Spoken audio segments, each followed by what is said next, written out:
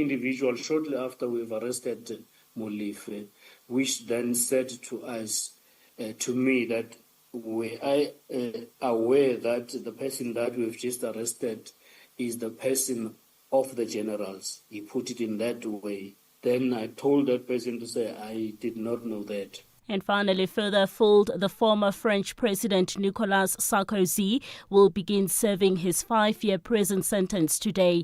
He was convicted of criminal conspiracy in a scheme to finance his 2007 election campaign with funds from the Libyan dictator Muammar Gaddafi. Nicolas Sarkozy has consistently denied wrongdoing. The BBC's Hugh Schofield has more details. He'll be driven through the gates of the grim and overcrowded 19th century structure that is La Santé prison. Mr. Sarkozy has said he wants no special treatment, but he's been put in the isolation section for his own safety. Other inmates are notorious drugs dealers and terrorists, but he'll have no contact with them.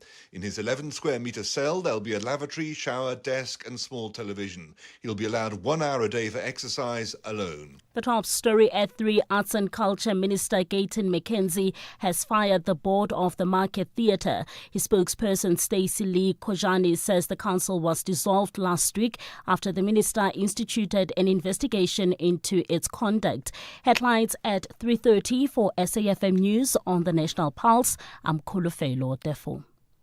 And on the National Pulse Sport, I'm Zai Khan. Cricket action, Tristan Stubbs steadying the Proteas in Rawalpindi, but leg wickets giving Pakistan hope.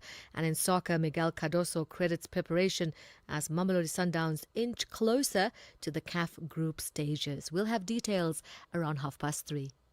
Introducing South Africa's most affordable way to get hearing aids. At Specsavers Audiology, you can now get a pair of hearing aids from as little as 599 Rand per month. Hearing clearly shouldn't be a luxury. Enjoy life's moments from 599 Rand per month. Test your hearing today and join the conversation with Specsavers Audiology. T's and C's apply. Don't miss your chance to shape the future. The Limpopo Investment Conference 2025. Limpopo Rising, Africa's new investment frontier. Your gateway to unparalleled opportunities from October 30 and 31st in Polokwane. Seize the groundbreaking prospects in mining, agriculture, tourism and green energy. Connect with global visionaries and investors driving Africa's economic boom. Limpopo's wealth is waiting. Be part of the rise. Join the conversation on lic.lcxonline.co.za. Invest in Limpopo. Invest in success.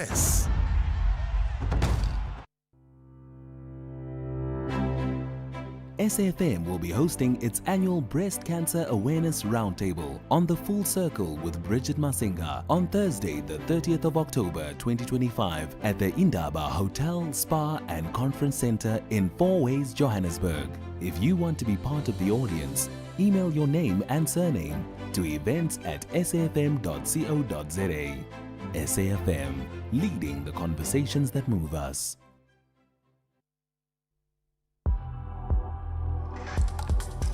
The National Pulse with Ashraf Garda on SAFM.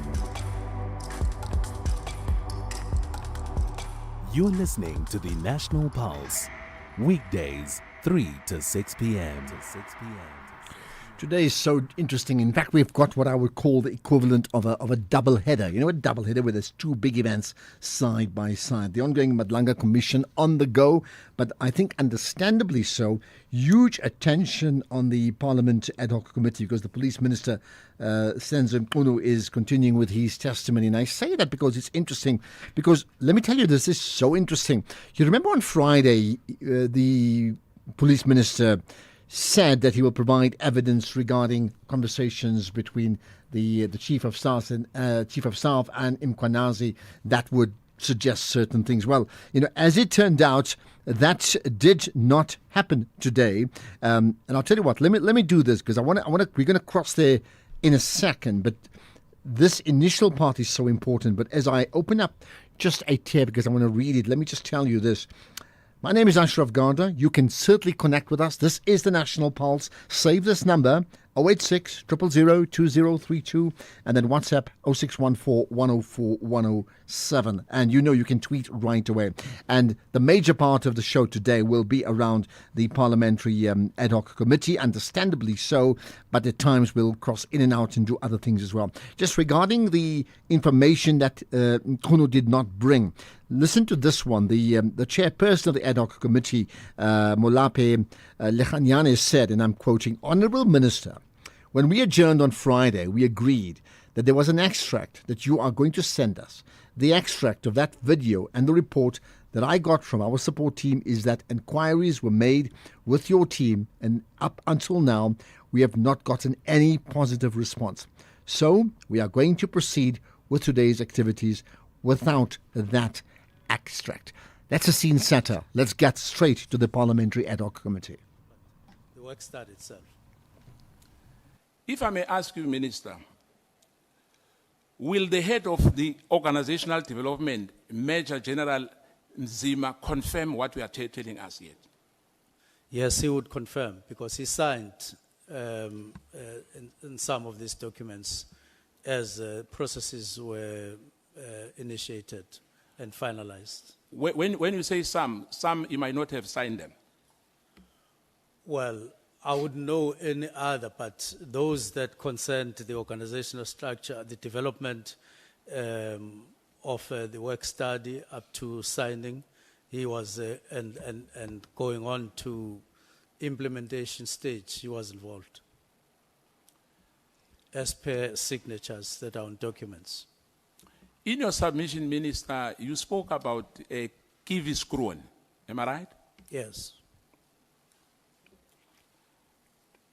Can you confirm who convened that meeting on the 24th of November 2024 at Kivis Kroon? And my question is, what was the agenda of that meeting?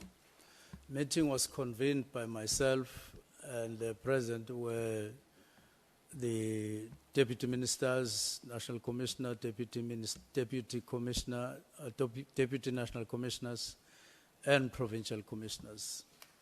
I don't have the agenda of hand here, but the purpose for that meeting, among other things, was to discuss issues that I felt were of deep concern to me, namely murder rate, to proliferation of firearms, and then the drugs all over the country, and concerns around GBV and NF. And those are the matters that are outlined to leadership of police on that day. So that was the agenda? I suppose, even though I don't have the copy with me, but I think we also included a presentation by Advocate Bikoli, but I don't have the agenda. Now, but we can get the minutes of that meeting. Pardon? We can get the minutes of that meeting. Yes. Because remember... And the agenda. Yeah, because we are under oath, Minister. Don't forget that. I must ask you again about that particular meeting, whereby you discuss your plan to close the PKTT and the filling of a post of crime intelligence and border security. Was that discussed in that meeting? Was that? Was that discussed in that meeting? The filling of posts of crime intelligence and the border? It was not discussed? No, it wasn't. The directives were not part of the agenda on that. It was the concerns around these 4 crimes, the 3 in particular. Because the issue of the intelligence post and the issue of the border, which were supposed to be... in the directives. In the directives. Yes. Is those posts filled now? In other words, is there someone appointed into the post of a DG? If so, what is the name? Post of the DG? Yes. Where? Civilian Secretariat. Oh yes, there's DG. I found there. He was there when I came. Mr. Sibuyi. Yes. Now. Is a doctor, Honorable Skosana? Yes, Dr. Sibuyi. Yes. Yes. Why did you appoint your legal advisor, Advocate Piccoli, to give presentation on the 24th in that meeting? Now, he is not my legal advisor, he's my special advisor. Yeah, yes, your special That's the advisor first is. thing. Yes. The second thing is that I had no problem with him giving that. I just asked him, I approached him to give that presentation. Firstly, because he's an advocate, which is by coincidence that I have a special advisor who is at the same time an advocate and has a long record as a DG of justice in the country at some point. Did you discuss that with Dr. Sibui in these three matters of border, security, crime intelligence, and PKTT before signing that disestablishment letter? No, I didn't discuss with Dr. Sibui my directives. But we had meetings where he was present when we were discussing the matters, including border management. Why did you excuse or from that meeting? Why did I? Being excused. Or let me put it this way. Were you chased away out of that meeting? Myself? Yes. No. I was chased in. I was inside. All the Lieutenant General from head office and divisional commissioners attended that meeting, am I right? It was attended by National Commissioner, Deputy National Commissioners, and Provincial Commissioners, but there was miscommunication. They had included divisional commissioners, and I said, no, it was not our intention to include them. Was it not because of the attendance of Lieutenant General Kumalo? Not necessarily. In fact, General Kumalo remained behind, and we had a long meeting after everybody had left. Why he remained behind when you said it was not for divisional commissioners? No, we were going to discuss submissions that were outstanding with him, that had not been signed for a long time because of the problem in Parliament, and we remained behind to discuss those, and I signed others and left others. My follow-up question on that: what governance structures exist in SAPS outside the BOC, as well as the Ministry of Police, which exclude divisional commissioners, who also are lieutenant generals who are based at the head office, responsible for policy implementation throughout the development of internal directives? What are the government structures which exclude them? When you say you felt that they're not supposed to be part of that meeting? When I said they shouldn't be part of them. No, you said earlier that you felt that it was not correct for them to be part of that meeting. Oh, no. We convened the meeting to discuss specific matters which I wanted to bring to the attention of the National Commissioner, Deputy Commissioners, and Provincial Commissioners first. And they would then process matters involving divisional commissioners and other relevant structures.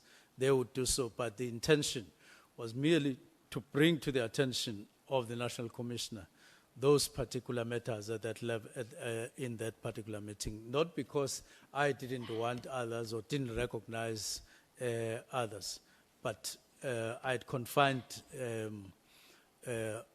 our intention to just those. Yeah, but I've asked you earlier, I said, what governance structures exist within SAPS, outside the BOC, as well as the Minister of Police, which exclude divisional commissioner? You didn't respond to that, Minister. Do we have anything outside that ambit? Well, there would be forums, because your question is quite open. There would be forums at different levels in provinces that you convene. There would be provincial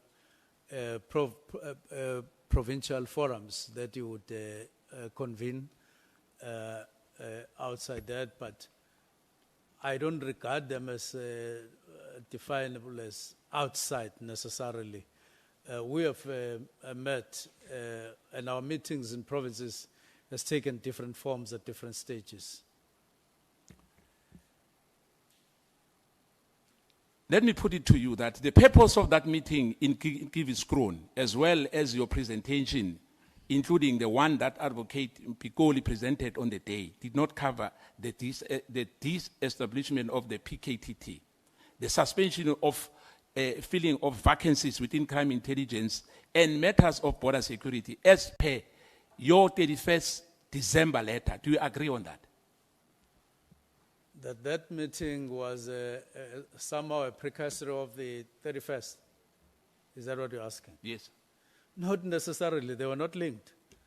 The meeting at Giviskron was to register and discuss the concerns on the rate of murder, on the escalation of, or on the proliferation of firearms and drugs. And remember, up to that time, I had never had time to deal with these matters in depth.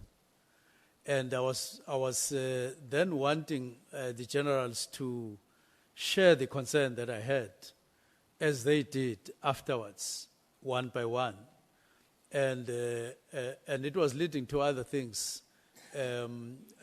Not at that time, I didn't even have a thought about disbandment in any way. But it was at that time to focus us on the rate of murder, which was a concern shared by everybody in the country.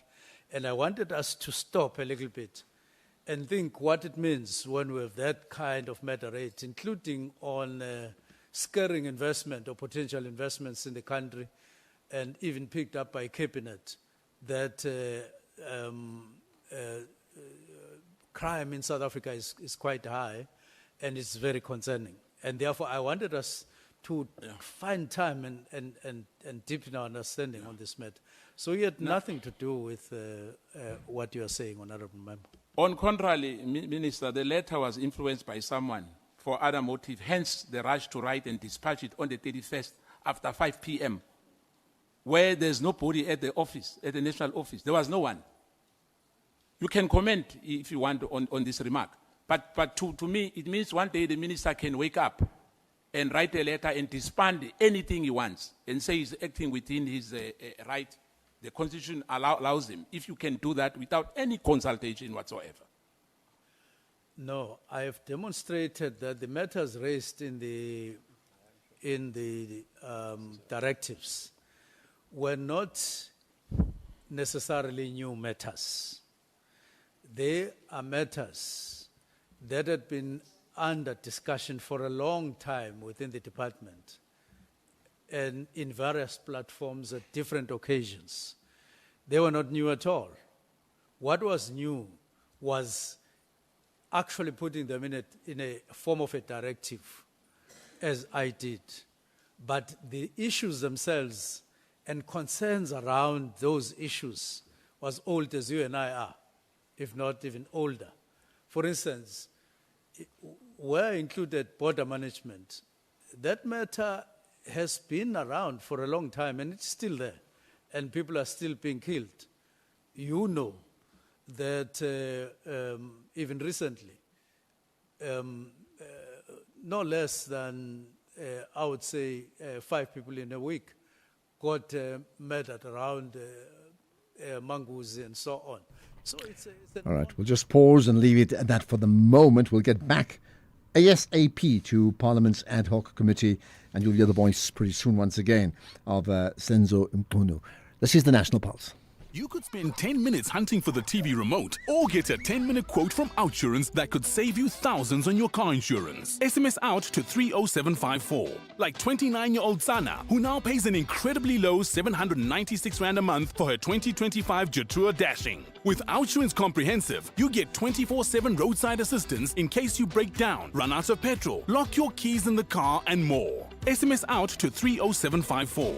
Get used to getting more. After switching, 65-year-old Helena now pays only 398 Rand a month for her 2025 Hyundai Exter.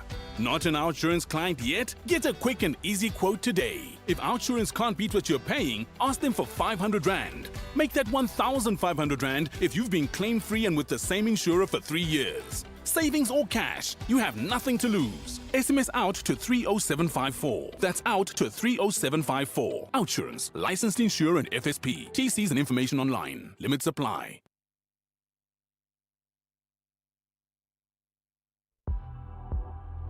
X at SFM Radio and at Ashraf Garda. I'm Reverend Musa Zondi, the MEC for Economic Development, Tourism and Environmental Affairs in KwaZulu-Natal. From the 22nd to the 24th of October 2025, we will be meeting with government leaders, economists, industrialists and investors at the KwaZulu-Natal Investment Conference to be held at the Inkosi Albert Luthuli ICC in Durban. This conference, organized by one of the department's public entities, Trade and Investment KwaZulu-Natal, will be officially opened by the Premier of KwaZulu-Natal, the Honorable Thamsanqa Ntuli, who will elaborate on unique investment opportunities in sectors such as manufacturing, the oceans economy, tourism and many others that make our province a preferred destination for investment and industrial growth. For more information about this conference, please visit www.tikzn.co.za or follow Trade and Investment KwaZulu-Natal on social media platforms. Ashraf Garda on the National Pulse.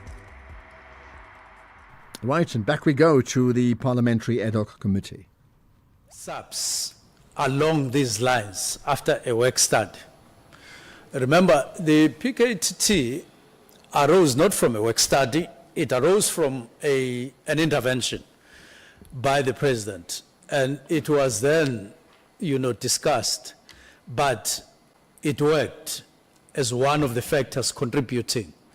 But to say you don't have resources to duplicate that, you don't have resources unless you do away with, for instance, the 2 units. The organized crime unit, you do away with the other unit, that is violent crimes, the unit on violent crimes. You will need to do away with that. And then you have a team, which I wouldn't think that you would keep permanent. So you rather look at the model and you duplicate the model, not the actual structure, because the structures are there. And you need to look at sustainability. Yes, Minister. You look at budgets and so on. Yeah, let me ask for us to move because of time. I will have added on that to say you can as well reduce the issue of VIP protection. I would have said that if I was a minister, to say I will have reduced and get a little bit of money from the VIP protection. But that's a debate for another Why day. not? You together with me are members of the portfolio committee, and we can talk about that and see if it's feasibility. Yeah, it's possible, Minister. But let's continue, Minister. The issue of, when I said to you, Section 11 and Section 12 of SAPS Act 68 of 1995. This above section gives powers to both the National Commissioner and Provisional Commissioners, including to organize or reorganize the service at national level into various components and units or groups. Do you agree on that? Not you. The National Commissioner and the Provincial Commissioner. Do you agree on that? Yes or no? No, don't say yes or no. Say I must respond. And then No, I don't want to respond. I want an answer this time, because when you respond, Minister, we are not going to end it today. But you can respond. Let me listen to you. No, you are giving me a multi-choice where I have my own view. And my own view is that, yes, those powers, but within policy of the minister and all of that. That is the only addition that I want to make. But do you agree? Yes or no? But do you agree that what I've mentioned to you is the competent of the National Commissioner and the Provincial Commissioner? Subject to Subject to you. to powers of the minister on policing police, because that's how the constitution is written. I don't want us to write. No, we'll get to that, Minister. Okay. Now that you have listened to Nkabinde and General Mkhwanazi illegal obtained voice recording, which we have spoken about here, did Mkhwanazi threaten you? Did he threaten me? Yes. Now, I felt that he was threatening me if the conversation between him and Mr. Nkabinde is true, as he related to me at the time when it was happening. Firstly, saying that he is angry. So, and then secondly, if the minister is clean, it suggested a lot of other things. If the minister is clean, and so on. So I felt that he was actually issuing threats, and it was undue, because the letter was not written to him in the first place. It was written to the National Commission. And we'll pause again just for the moment. So we're going to take in the news headlines, we'll take in sports, and then we'll come back. But you know that you can connect as well. 086 000 2032. As soon as we can, we'll take your calls. WhatsApp, you can do that right away with voice notes or text messages, 0614 104 107. And by the way, you can tweet, you know that. Hashtag the National Pulse, do tag SAFM Radio. Right, let's get up to date with the news from South Africa, from around the world. Here's Kolofello. Thank you, Ashraf. Good afternoon. In the headlines at 3:30, EFF leader Julius Malema's name has been mentioned at the Madlanga Commission. Witness A has testified that Malema is close friends with suspended Deputy National Police Commissioner Shadrack Sibiya. Arts and Culture Minister Gayton McKenzie has fired the board of the Market Theatre. His spokesperson Stacey Lee Kojani says the council was dissolved last week after the minister instituted an investigation into its conduct, and experts have expressed confidence that the country could be removed from their Financial Action Task Force grey list. I'll have details at 4. Right, and this traffic report is brought to you by Otto & General Business Insurance. Otto & General, never not there. Otto & General is a licensed non-life insurer and FSP. T's and C's online. SAFM, guiding you through the rush hour traffic. Good afternoon. Starting off in Gauteng, the N3 southbound in Germiston has a police incident reported after Grey Avenue. The M1 southbound in Parktown, slow moving towards Houghton Drive, and the N4 westbound in Pretoria has a truck crash reported on the Simon Vermeulen Road off-ramp. In KZN, on Sandile Tuzi Road, a police incident reported at Umgeni Road, so expect delays and diversions. In Cape Town, the N1 outbound slow moving towards Okavango Road, Main Road is slow moving through Kalk Bay, and Okaapseweg is where crashes reported on the West Lake side of the pass, and that's causing some serious delays. With your traffic update, I'm Irma G. And this traffic report is brought to you by Otto & General Business Insurance. Otto & General, never not there. Otto & General is a licensed non-life insurer and FSP. T's and C's online. At Auto & General, we understand your business is built on more than just vehicles. It's your stock, tools and equipment, and the premises where you work. Auto & General Business Insurance is designed for businesses like yours, protecting your assets against fire, theft, storms, and other unexpected events. To protect your livelihood, visit autogen.co.za and get an obligation-free business insurance quote. Auto & General, never not there. Auto & General is a licensed non-life insurer and FSP. T's and C's online. This is SAFM Sport with Zai Khan. Right, Zai, South Africa's women's team in the World Cup. They have a game against Pakistan. What's the story today? What's the story so far? I mustn't get myself all mixed up because that's like being on a sticky wicket. Anyway, what is the cricket score of the Proteas women's team? Wow, steadying the ship. Yes, Yeah. we have someone called Tristan Stubbs, and not so much of a sticky wicket, but he did find form in Rawalpindi, hitting a defiant half-century to keep the Proteas alive on day 2 of the second test against Pakistan. Stubbs put on a 113-run stand with Tony Dezorzi before Pakistan debutant Asif Afridi. He went on to strike late, dismissing Dezorzi for 55 and Deval Brevis for a second successive duck. South Africa closed on 185 for 4, still trailing Pakistan by 148 runs. Earlier, Keshav Maharaj did the heavy lifting with the ball, the left-arm spinner claiming his 12th Test 5-wicket haul and finishing with figures of 7. So some good news there for him. Pakistan were bowled out for 333. Let's go to soccer. Amazulu coach Arthur Zwane says Bafana's World Cup qualification will push Premiership players to raise their game and catch coach Hugo Bruges' eye. At club level, Zwane has also dropped Usutu's average age to just 24 by promoting youngsters from the Diski Challenge side, and he says patience is key as they learn at the top level.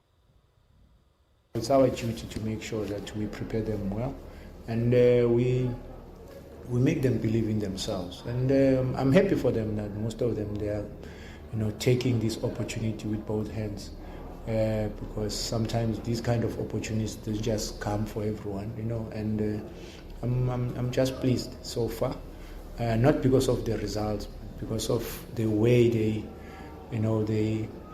exert themselves and give their best. They try so hard, even though sometimes I get so frustrated, because certain things I don't expect them to happen at this level, But at the same time, I know that football is a game of mistakes, and they're gonna grow, and they will grow to be better players. That's the Amazulu coach Arthur Zwane on the National Pulse.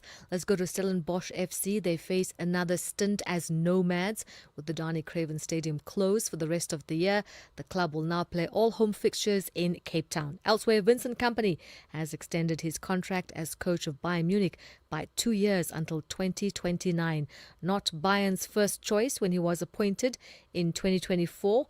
Belgian Kompany reclaimed the German title for the Bavarians from Bayer Leverkusen in his debut season at the club. In the meantime, Nottingham Forest have appointed Sean Dyche as their new head coach on a deal until 2027. The 54-year-old former Burnley and Everton boss has replaced Ange Postecoglou after the Australian was sacked on Saturday following just 40 days in charge. And finally, rugby, fresh off their first win of the season, the Lions have been dealt a blow as they prepare to face an in-form Ulster side at Ellis Park on Saturday. Assistant coach Morne Steyn confirmed that Springbok scrum half Morne van den Berg will sit out to recover fully from a minor injury before joining the national side. And that's your sport on the National Pulse. We'll have more. We'll tackle back at the top of the hour. I'm Zai Khan. Thanks. Lots to consider coming out of that, certainly with regarding our cricket team in Pakistan. Starts with FNB Private. With secure, easy payments for a hassle-free overseas holiday. Tap, swipe or go digital with your FNB Visa cards. Earn rewards when using your FNB credit card or global account debit and virtual card. You can even fund your global account on the FNB app while traveling. Make the most of every moment. Unlock invaluable with FNB Private. Help changes everything. FNB, a division of First Rand Bank Limited, an authorized FSP and credit provider. TCs earn rules and limits apply. This October month, SFM shines a light on mental health awareness. This month, we bring you conversations that break the stigma, encourage care, and provide strategies to protect your mental well-being. Because it's okay not to be okay. And together, we can build a healthier tomorrow. SAFM, leading the conversations that move us.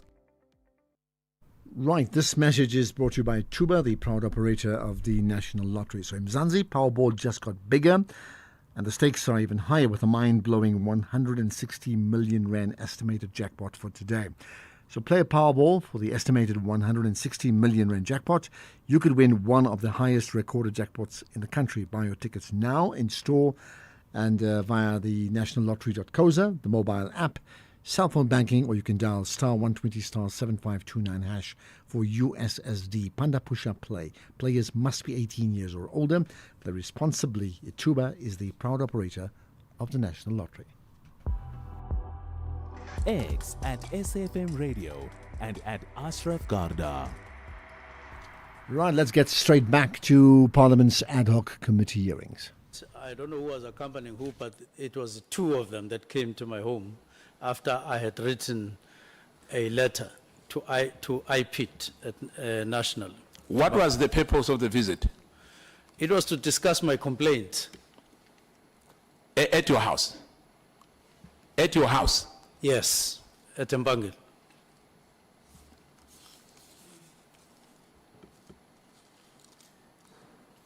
Is it true that you were implicated in a murder case which involved one of your bodyguards that IPAD were investigating?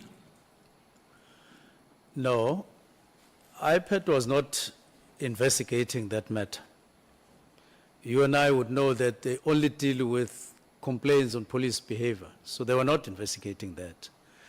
I had written this letter complaining to them about an investigation that I had picked up were being conducted by the Hawks on a case that had been dealt with over some time and got closed when the provincial director of public prosecution had applied their mind on. Okay. So then I heard that there's an investigation on the same matter taking a different form, I got worried because it would get you worried the way it was put. And therefore, I wrote this letter to say, let's be transparent. Let them be transparent. If there's anything, let them put it here, not the way it was happening. Then I wrote the letter. Then they came to address the letter. That is how we met. So was that appropriate for them to come to your house, Robert McBride and him? Was that appropriate to discuss that matter with you at your house? Well, in what context are you saying? Was it appropriate? No. I can't answer for you, Minister. I'm just asking, was it appropriate for you to have that matter discussed with you at your house if you were concerned? Because we have institutions when we are not happy, like every citizen, because we are all equal before the law. That if there's a matter that I can really do like what you did. I wrote this letter. They responded and they said, we will meet at your house on such and such a day, such a time. Okay. And it happened. Is it a common practice, Minister, or the job description of the Chief of Staff to get involved in making inputs on departmental matters? Chair. Now, sorry.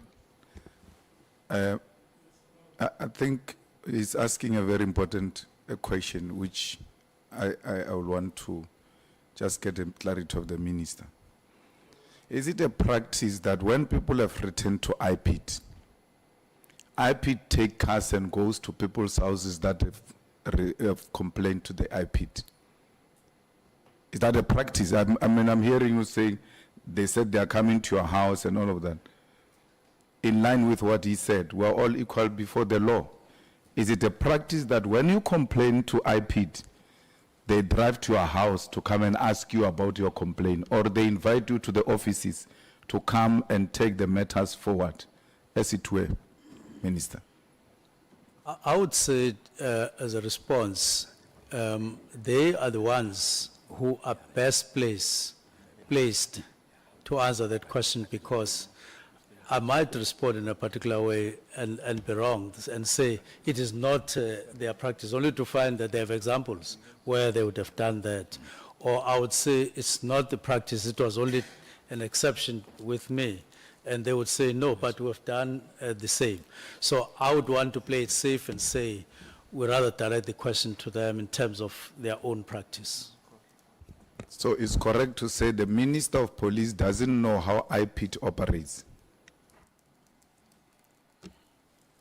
On this particular issue, I haven't looked at their matter, but not to say the minister doesn't know how IPIT operates.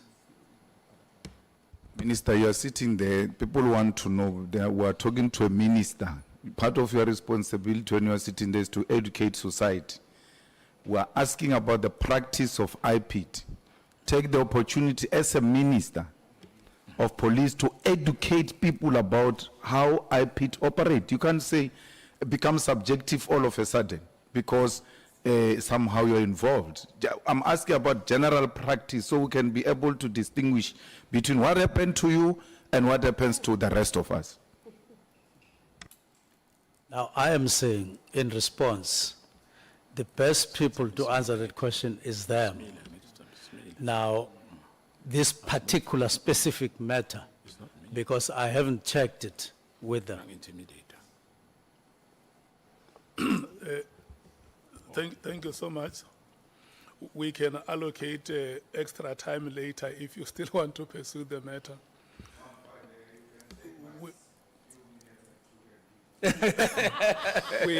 We must go back to Honorable Skosana because his time is no more. No, not yet. I'm watching the time. I'm watching the time. I know I'm not a timekeeper, but I'm watching.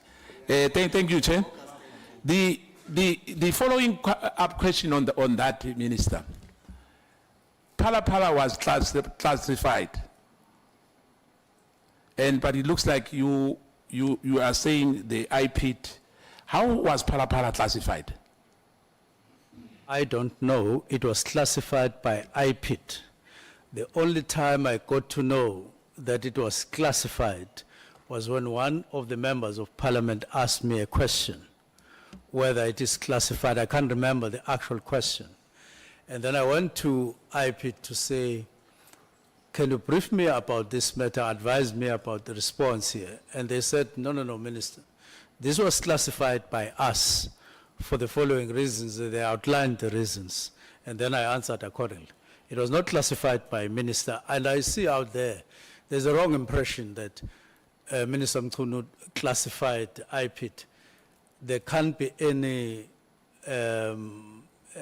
matter far from the truth than that one. This was classified by IPIT, and as per their competence, Minister can't classify. Doesn't have power to do so. Now, the last part, two questions to you, and my last remark will be, did you receive any email from Honorable Adams complaining about a possible interference of SAPS, Western Cape, GP provincial commissioners on the cases that were registered on the 29th and the 31st of October 2024 respectively? And did you receive a response letter from the National Commissioner about Mr. Adams' complaint early in November 2024? Yes. You did? Yes. Now, let me put this to you, Minister. That we have interfered with the prescript of the law by getting involved in the structural design of the South African Police Service by undermining 207(2) and 4 of the Constitution and Section 11 and Section 12 of SAPS Act, which empowers both the national and the provincial commissioner to manage and control the police service. Do you agree?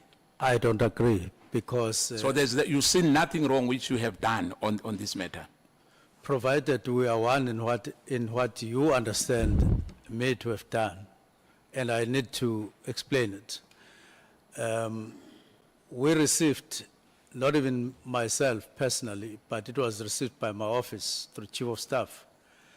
And I then said, well, if it's like that, send, which we normally do, send that letter to National Commissioner. And he sent the letter to the National Commissioner who responded. But then there was another letter which was expressing his frustration, if I could call it that, about some matters he had complained about, and wanting somebody else to look at his matters, and that letter was sent to IDAC. That's the only thing that happened. My last one, Chair, is that what you told us earlier. You said that Mkhwana's WhatsApp request is not part of the SAPS governance structure. Hence, you didn't convene a meeting, but you convened a meeting between General Mkhwanazi and Sibiya in June 2025 at your official residence. Now, the minister called a meeting between Sibiya, Mkhwanazi, and Masemula. You remember that? That you call that meeting, Yes. as you said. Yes. What happened during that meeting? And what was the main agenda from that meeting? So I first held the meeting between National Commissioner and that is General Masemula and General Sibiya, and said if there are matters that are unresolved between them and therefore require to be discussed, let's discuss them, because those matters, whatever they are beginning to interfere with work that we are all here to do, including them. And there was a discussion. Sibiya outlined his concerns or his issues. National Commissioner responded in basically saying, look, I understand what you are saying. I don't have any intention to have any problems with anyone. And let us take it that whatever you were concerned about, is now resolved between you and me. That's how the meeting ended. Now, Thank you so much. Right, we'll pause just for a moment, but let me remind you as well, this message is brought to you by Ituba, the operator of the National Lottery. So Mzansi Powerball just got bigger, and the stakes even higher with a mind-blowing 160 million rand estimated jackpot for today. So play Powerball for an estimated 160 million rand jackpot, and you could win one of the highest recorded jackpots in the country. Buy your tickets now, install on the nationallottery.coza, the mobile app, cell phone banking, or you can dial *120 *7529# for USSD. Panda Push-Up Play. Players must be 18 years or older. Play responsibly. Ituba is the proud operator of the National Lottery. Ashraf Garda on the National Pulse. Let's go right back to the Parliamentary Ad Hoc Committee.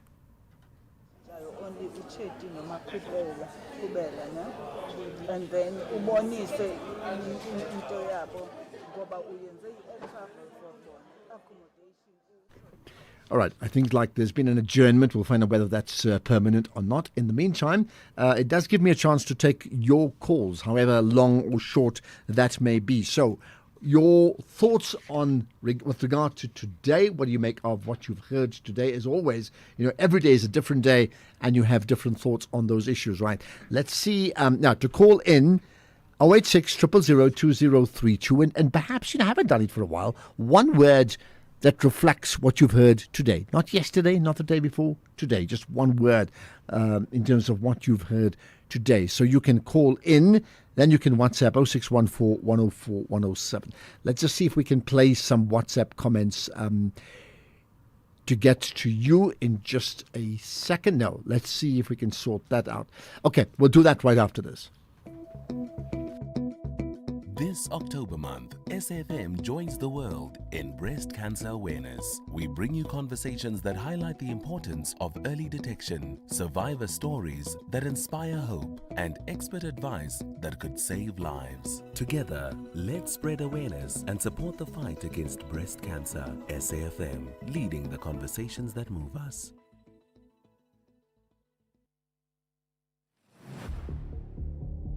This October month, SFM focuses on cybersecurity awareness. As we live more of our lives online, staying safe in the digital world has never been more important. From spotting cyber threats to protecting your personal data, SAFM brings you the conversations that empower you to stay secure. SAFM, leading the conversations that move us. You are listening to the National Pulse with Ashraf Garda. Okay, let's get to your calls as well. So one word for you that best encapsulates the goings on today, and there's really two of them. I mean, of course, there's the Parliamentary Ad Hoc Committee, where I think most of the attention is on today, understandably so, because of the presence of Senzo Mchunu. But there's also the Madlanga Commission that's also been on the go. Right, your thoughts as you connect with me to the National Pulse. Anonymous, hi. Good day, Ashraf. How are you? I'm good indeed. Good to hear from you. Right, go for it. Ashraf, I think we are in deep trouble as a country.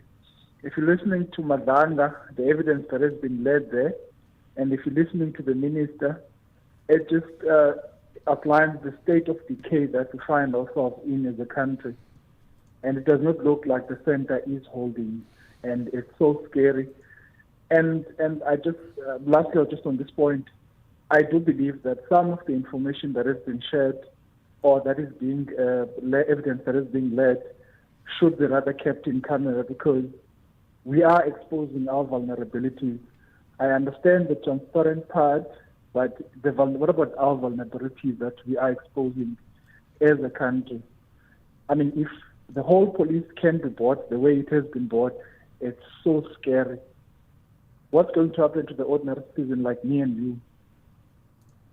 Well, that's just my thought between the two, between the Ad Hoc and Madlanga Commission. That's just my thought. Anonymous thing, and maybe just as well you're anonymous too, right? I mean, I get your point. Well, look, I mean, it is a very, very valid concern. So therefore, for those people who are saying this whole thing is just a waste of time and waste of money, nothing's going to happen. Can you imagine if this did not happen? Do you think the wheels of justice will turn faster or slower? I think we can talk about what happens next, but at least we are hearing so many things right now that you cannot believe it. And interestingly enough, it's not about something else. It's about safety and security. It's about the police. It's about the people that we effectively trust with our lives, the people we trust to protect us, to save us across the board. And allegation after allegation coming through in terms of their role being far more overreaching than you can ever imagine. Thanks for that, Anonymous. Fred in Gauteng, welcome to the National Pulse. Hello. Good afternoon. How are you? I'm well indeed, right? What's your point? The point is very clear. You know, it's very surprising and it's so disgusting, to be honest with you, especially from the president's side, to basically allow a situation whereby we have this kind of a commission because of two people, which in particular is the suspended minister and General Spear. Or if you can basically hear the way in which communication centers around these two people. If it was an ordinary citizen, he or she should have been expelled long time ago from the system. Why is the president failing to remove the minister from his position? What is it that is so special for the president to fail to remove this particular minister, because everything centers around him? The clear reflection currently at which the MK have said, it has contravened Section 207, read with Section 2. Subsection 2, so to say. Why, given the fact of all these utterances which has been made, despite the fact of people who have died, and despite the fact of errors that he has actually made himself, of allowing people to come to his house, his personal house, especially IP, to discuss matters in his house? I think there's something that really, as the country, we are held at ransom for. Okay. And I believe it should be something that the president is aware of. And if he's not aware of, the president must take an action. We cannot just be at a ransom by an individual, if not two individuals.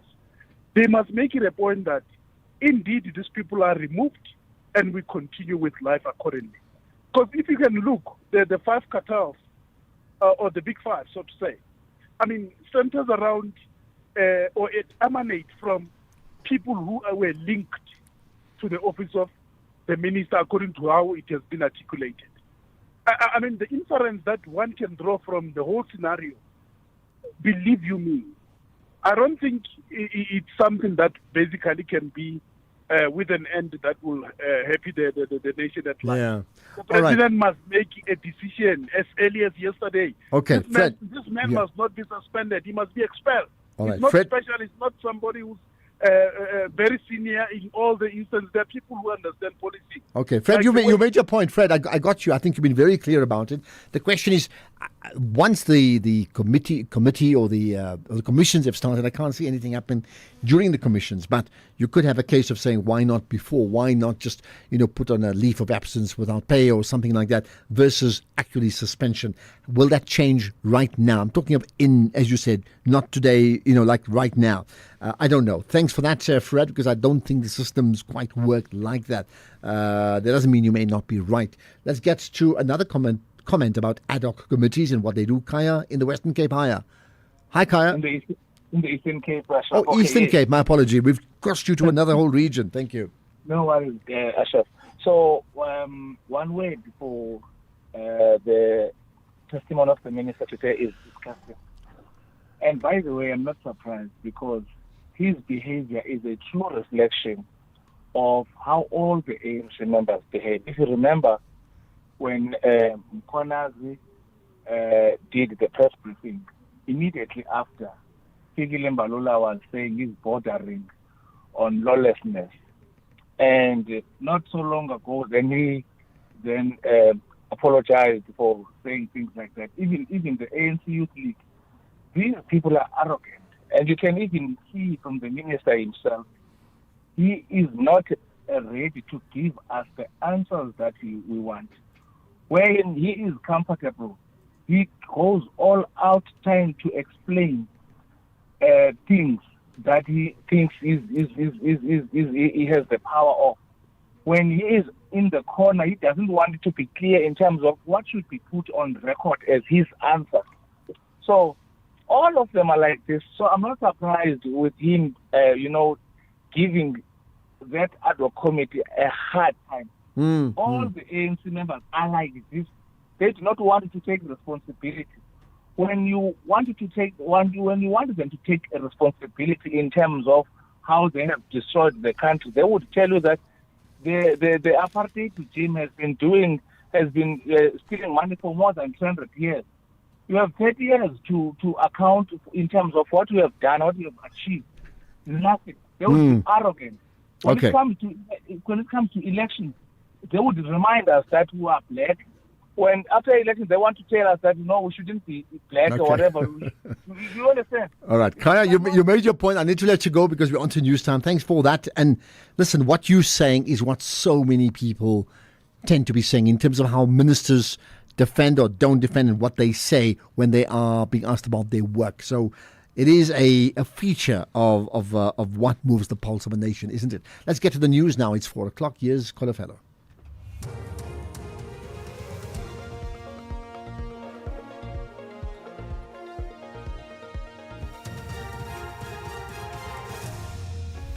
Thank you, Ashraf. Top stories at 4. We begin with breaking news. Mass shooting in Westbury and Molefe accused of bribery to be granted bail. Good afternoon. 2 teenagers have been killed in a shooting incident in Westbury, Johannesburg earlier today. 4 other teenagers are receiving medical attention for gunshot wounds. Police say preliminary reports suggest that the shooting was gang-related. The provincial anti-gang unit is on the scene together with SAPS Forensic Services. Gauteng Police spokesperson Brenda Moridili. It is reported that the 6, aged between 14 and 19 years, were shot at by 3 suspects believed to be from a rival gang. The provincial anti-gang unit is on the scene together with SAPS Forensic Services. District Crime Intelligence has been mobilized to assist the anti-gang unit with the tracing of the suspects. Witness A claims that murder accused and alleged cartel member Katiso KT Molefe allegedly paid someone 2.5 million rand to be granted bail. The testimony of Witness A has mainly centered around Molefe, who was recently granted 400,000 rand bail by the High Court in Johannesburg for the murders of DJ Somebody and DJ Fintos. Molefe is also implicated in the murder of Vereeniging engineer Aman Swart. Witness A Gray has told the Madlanga Commission that their informers and sources confirmed to him that Molefe would get bail. This is what I'm trying to elaborate on, Chair. The figure that I'm talking about here, it's not the figure that is going to be fixed to say he's going to be granted bail at an amount of maybe 1,000 rand. No. But it is the figure to say you pay me this much so that I can give you bail at the region of 100,000 rand, for an example. So this is the figure that was given to us to say he is going to pay 2.5 million for him to be granted bail. Earlier, EFF leader Julius Malema's name was mentioned at the commission. Witness A testified that Malema is close friends with suspended Deputy National Police Commissioner Shadrack Sibiya. However, nothing about Witness A's testimony links Malema to the allegations being investigated by the commission. Witness A says he was informed about Malema's alleged close relationship with Sibiya by the head of organized crime, General Richard Sibiri. He said Z is a close friend of Julius Malema, who is a politician, who then tends to be close to General Sibiya. So he was connecting the person that we arrested to Z, and then Z to Julius Malema, and then Julius Malema, who is friend to General Sibiya, the Deputy National Commissioner. Arts and Culture Minister Gayton McKenzie has fired the board of the Market Theatre. His spokesperson Stacey Lee Kojane says the council was dissolved last week after the minister instituted an investigation into its conduct. McKenzie reportedly found numerous instances of great concern, including the resignation of the Market Theatre CEO. Kojane says each council member was informed of the decision in writing prior to the board's dissolution. Refile Mekwa reports. In a written response to questions by SABC News, the Arts and Culture Department says at least 3 board members voted for the dissolution of the council, which they deemed as highly unusual, while a 4th member allegedly suggested that the board be reconstituted with some members removed. A decision was then taken to reconstitute the council. Experts have expressed confidence that the country could be removed from the Financial Action Task Force grey list. Business unit lead for governance at accounting firm Moore Infinity, Danny Dofling, says the February 2023 grey listing has had major consequences for small businesses. In June, the FATF found that on paper, South Africa had substantially completed all 22 action items during its in-country assessment. Dofling says the country's potential delisting on Friday hinges on proof of effectiveness. If I could not point out a sector, but rather a segment, I think SMEs were hit the hardest because of the beneficial ownership, onerous compliance guidelines and requirements from a beneficial ownership point of view. And we've also seen that in portfolio inflows. And finally, Further Fold, the World Food Programme, says it still cannot deliver its daily target of 2,000 tons of supplies into Gaza. This as talks about advancing things onto the second stage of President Donald Trump's 20-point peace plan are expected to get underway. A spokesperson for the UN agency, Abia Etefa, has called for all the border crossings to be opened. The biggest challenge is that we still have 2 crossings only operational, and the northern crossings are yet to be opened, which is limiting the access to the most vulnerable areas. Roads are blocked and destroyed, which is a huge limitation to transport. The top story at 4, 2 teenagers have been killed in a shooting incident in Westbury, Johannesburg. Earlier today, 4 other teenagers are receiving medical attention for gunshot wounds. Headlines at 4:30 for SAFM News. I'm Kulufelo, therefore. It's a very good afternoon to you. We've got your sports covered as Tristan Stubbs and Tony de Zorzi steadied the Proteas innings after a shaky start against Pakistan in the second test. And organisers of this year's Cape Town Marathon have released a detailed timeline of the events leading up to the cancellation. Let's find out more at around 4:30. SAFM, guiding you through the rush hour traffic. Good afternoon. Starting off in Gauteng, the M1 southbound in Johannesburg, slow moving towards Boysons. The N1 southbound in Midrand has a crash at Baklu interchange, and the M2 westbound in Crown has delays towards Main Reef Road.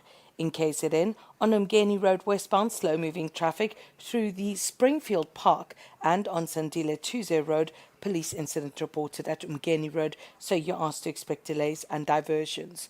In Cape Town, the N2 Nelson Mandela Boulevard outbound queuing towards Hospital Bend. The N1 inbound has ramp closure reported with no access to Kuburg Road due to a stationary truck, and Victoria Road is slow moving through Camps Bay.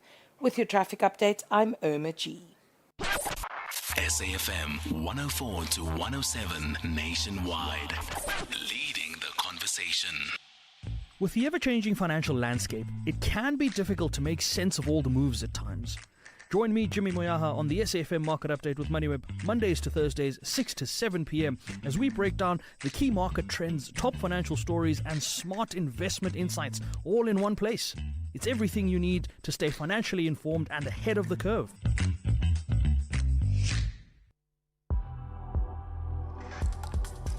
The National Pulse with Ashraf Garda on SAFM. You're listening to the National Pulse, weekdays 3 to 6 p.m. So I did say today's been this somewhat of a double header with the Parliamentary Ad Hoc Committee hearings on the one hand and Zenzo Mkhunu facing questions, and then at the same time the Madlanga Commission continuing its work. So we've had to juggle between the two, right? So let's, in fact, for now, stay and get to the Madlanga Commission. The SABC News politics reporter is Sibatle Moto, who's been covering the story today with its partial in-camera hearings, right? Let's find out what happened today. And the key person, of course, has been Witness A. Sibatle, good talking to you. Hi. Good afternoon to you, Ashraf, and to the listeners. Thank you. Give us a summary of what you've seen and heard today. I mean, what we've basically heard from Witness A, who started testifying at the Madlanga Commission, is just him demonstrating, Katiso KT Molefe's tentacles in law enforcement agencies. And what I mean by that is the fact that, Katiso KT Molefe has been implicated in the murder of a Vereeniging engineer by the name of Armand Swart, who was gunned down in April 2024. And subsequently, he was only arrested in December last year. So what we have found from this commission is Witness A testifying about certain generals. One in specific is Richard Shibiri, who tried to interfere in investigating processes against Molefe, even at one point, sort of scaring or warning Witness A and his co-detective Witness B to say that this man that they had arrested is actually linked to very dangerous criminals who he has actually named. And secondly, they were even invited to a Clash hotel on the hills known as this White House, where Witness A believes that this general, Richard Shibiri, was trying to gauge if he and his co-detective Witness B could actually be bought, to sort of interfere in the investigative process against Katiso Molefe. And what we've substantially heard today is the fact that, so many people within the police services seem to have come out in support of Katiso Molefe when he was taken down and arrested in December. And this also includes members of the Hawks. When Witness A went to go and initiate and institute this arrest against KT Molefe, he found that while they were inside his home, they got a call from members outside saying that the Hawks were demanding to be let in, and they were sent by a general. Even,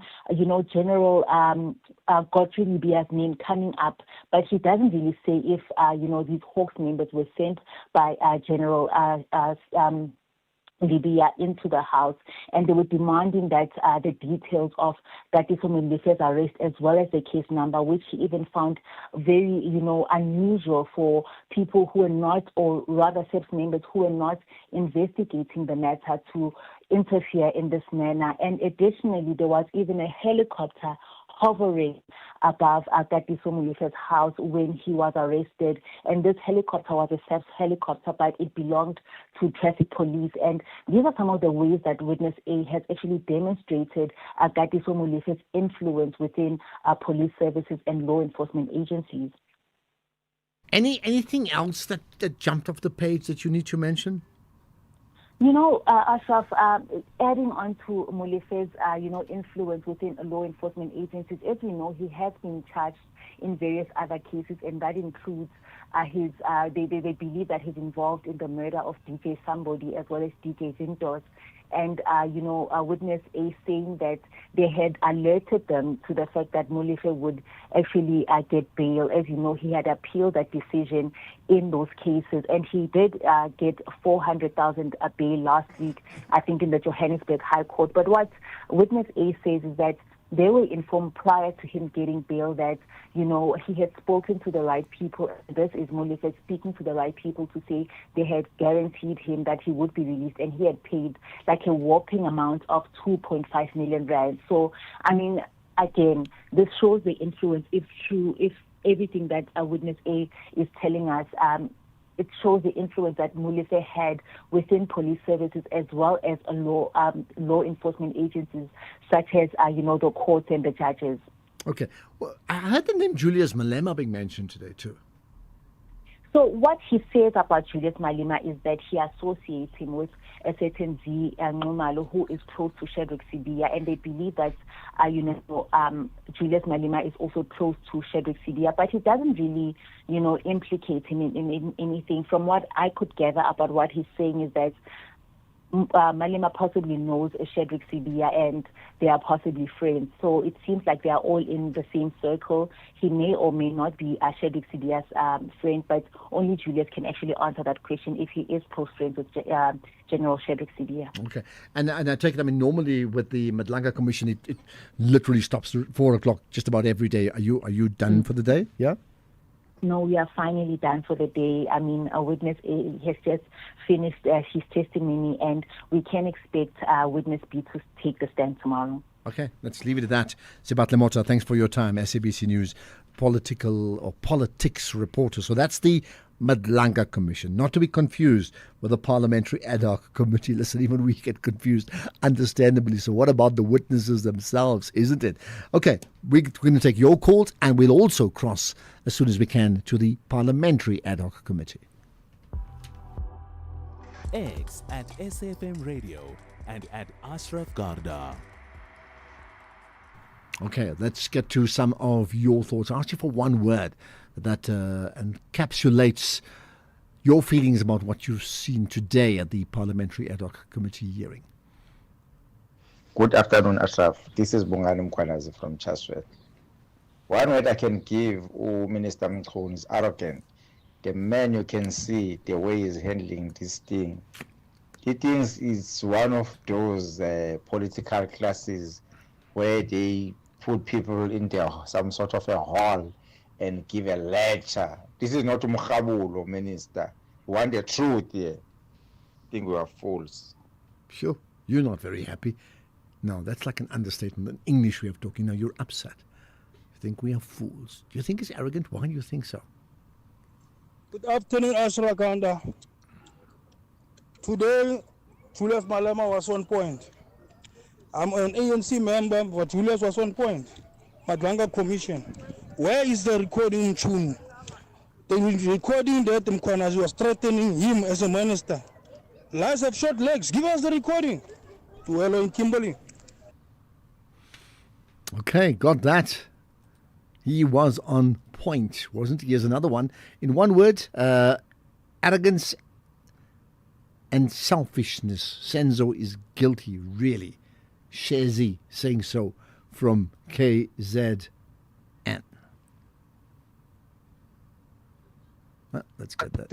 Ashraf, you know what puzzles me about those commissions is that if you and me, which are regular citizens of South Africa, commit any such crime, immediately we are charged, a case is being opened by the police, is being investigated, we have to go to court. But these guys, with all the charges against them and the proof, we have commissions. Why can't they go to court and have to prove their innocence in court? Thank you, Ashraf. Okay, thank you. You and I, the ordinary people, I hear that. But listen, maybe it's precisely because there's been this grey area of people not being taken to task and things like the police maybe being taken over in inverted commas, that there has been a need for a commission. It's certainly brought up a lot, don't you think so? Ashraf and the SFM listener, Ashraf, you see, misunderstand the law. Whereby, like, if you're looking at it, they can attach something but without arresting the person, on position of that.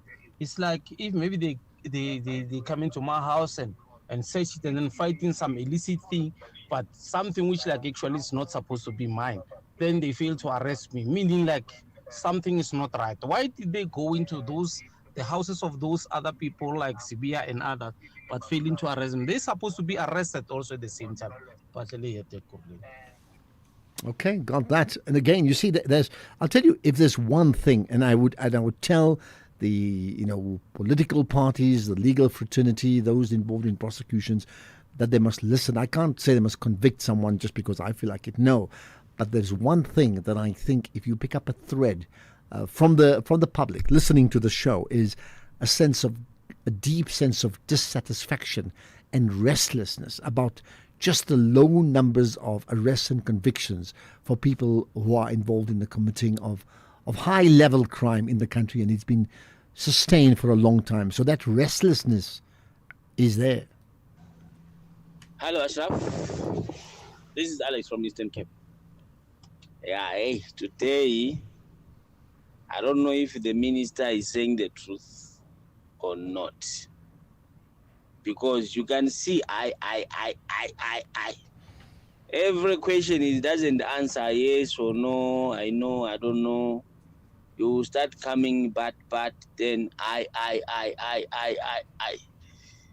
didn't see him answering any question today. It's just I. So hey, the minister now, we can't trust him, eh? Well, you said it. Oh, I'm enjoying this. Just how people interpret what they see and how they perceive it. In this case, like I, as you said, and it's ongoing with your conversations. Ashraf, when Mchunu gets set degree or a barrage of questions from the panel, he keeps on saying, not exactly, not entirely true, or not necessarily so. So by using such adverbs, it is patently clear or crystal clear that you're not sure of your stance. Thanks, it's Willie Nkuma. Thanks, Willie. As clear as mud. I heard that phrase before. Okay. Right, listen, this is the National Pulse. You are so connected, and I know you are. We will also update you on the goings-on at the Parliamentary Ad Hoc Committee in a moment. Tune in to The Talking Point with KG Mwekezi on Thursday, the 23rd of October 2025 for an in-depth conversation with Francesca Albanese, the UN Special Rapporteur on the occupied Palestinian territories. Francesca will be delivering the 23rd Nelson Mandela Annual Lecture on Saturday, the 25th of October at the Sandton Convention Center. Tickets are officially sold out, but 5 lucky listeners can win double tickets during the show. Tune in for your chance to be part of an important dialogue on enhancing peace and global cooperation. SAFM, leading the conversations that move us. X at SAFM Radio and at Ashraf Garda. Tell you what, Thursday morning, I'll be tuned into Kathy's show. Why would I not? Certainly want to hear what Francesca Albanese has to say. It should be fascinating indeed. Catch that here on SAFM, of course, right? Okay, let's catch the goings-on right now, and it's happening in the moment, right? Let's get to the Parliamentary Ad Hoc Committee. Once again, Senzan Mchunu is the voice you're going to hear. Some of the things that we've started doing and emphasizing, that let's do the work, let's make sure that all the units are able to do their work, and then we restructure. We're in the process of restructure. I was quite happy with the outcome of our engagement. Like I said, the creation of a new division, like I said, the implementation of the structure was promising to me because those were practical things that you realize, if implemented, would be able to deal with some of the problems that we have. Because at the center of everything is when people feel safer and safer, instead of them feeling more and more vulnerable, which I believe was the trend that we needed to cut.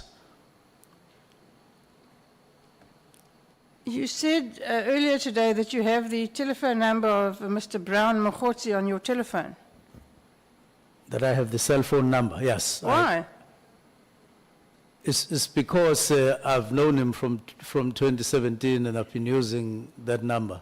Why have you known him since 2017? And what do you use the number for? Why didn't I? Why have you known him since 2017 and what do you use the number for? No, we're just talking... About what? Look, let me explain Brown Mokgotsi. To me, there are more and more things that are coming out that I didn't know about Brown Mokgotsi. I knew him just like I got to know you. Nothing else, just know you as a member of parliament.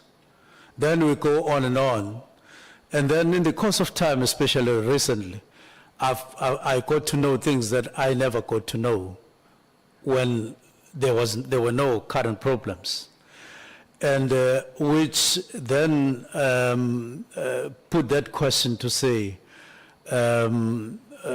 so why would Brown say he's at Lusisi with me and create that impression when it's not? Why would he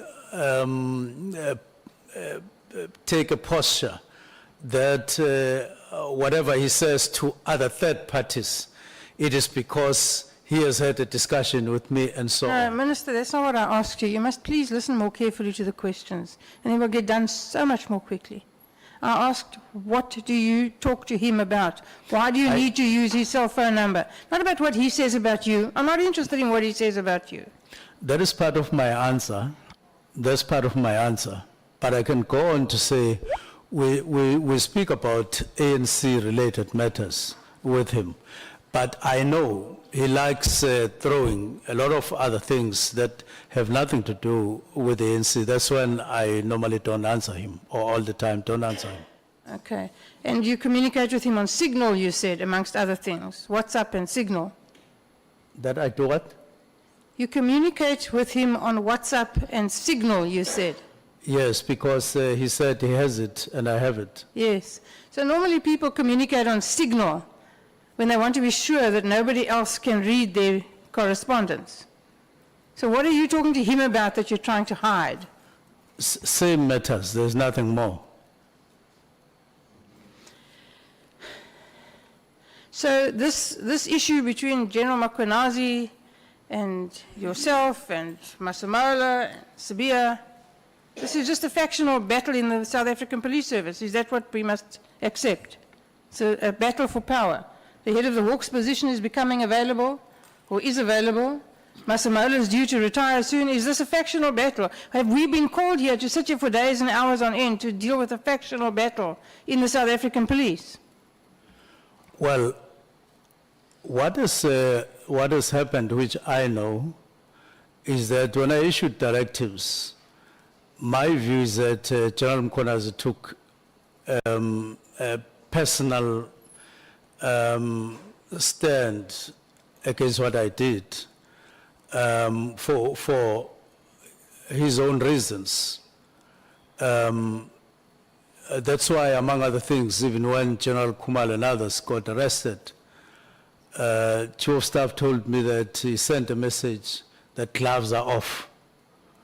As far as I'm concerned, the earlier response to what I'd done was personal, very, very personal. He took matters personal rather than as a police officer who would then engage openly. That's why there would be things like if he's clean and so on and all of those things. And when General Khumalo gets arrested, he then say, Chief of Staff must inform me that that gloves are off now. So in my view, all that has happened, the trigger on these matters that we find ourselves on here, the trigger is the directives. That's the first trigger. The second trigger is the arrest, where General Khwanazi kind of take a personal posture into matters of SAPS, which are not necessarily his personal, is part of that. Yes, of course, he's got a job to do. Do you think that you are entitled, in terms of the prevailing legislation, to give the directive that you gave? Do you think that as minister you have that authority, or do you think that you've overstepped the mark? I have not exceeded the mark. I would not have done that if I ever thought that I would be operating or maybe operating outside legislation. I have never done so in the past. All my portfolios that I got deployed to. It's fine, you've answered the question. Yes. Thank you. Did you discuss issuing this directive with Advocate Pikoli? Yes, I did discuss with him. I didn't discuss him that I intend to. I said, here is the letter. This is what is contained here. Please comment. And he did comment, and then I proceeded. What was his comment? Well, his response was to correct certain matters. I can't remember this and that, but generally part of the comment was that you are within the law, you are within the Constitution. It did make that comment. Fine. Now, General Masemola has taken exception to your directive. He ostensibly gives effect to it, but in fact, as you call it, the National Political Killings Task Team is still functioning, according to General Masemola. So he has, in fact, disobeyed you. I can't get your question clearly. General Masemola says that, A, he thinks that you can't give him this directive. Oh, yes. But he regards you as his boss, which I find horrific. And he will give effect to your instructions, but he has not done so. The task team has not been closed down. So what are you going to do about that? Well, that took me aback. I was taken aback when National Commissioner spoke like that, because it means that it would have meant that, or it meant that on one hand he agreed, on the other he didn't agree. When he sent the letter from his office, or when his office sent the letter on the 3rd, when he made the presentation, when he wrote to me on the 22nd, when he made the presentation or okayed the presentation on the 5th and the 6th, what I understood him to be doing was that we were in agreement that we have to wrap. I had no other hidden side or feeling that, in fact, he was not, were not together on the matter. He had not. Okay, we're going to pause for that. And of course, we have been doing regular crossings through that parliamentary ad hoc committee, but we also need to get up to date with the news locally and globally. Here's Kolofelo. Thank you, Ashraf. Good afternoon. In the headlines at 4:30, 2 teenagers have been killed in a shooting incident in Westbury, Johannesburg earlier today. Other teenagers are receiving medical attention for gunshot wounds. Police Minister Senzo Mchunu says the threat allegedly made by KwaZulu-Natal Police Commissioner Nhlanhla Mkhwanazi was not recorded on the audio he presented to the Parliament's ad hoc committee.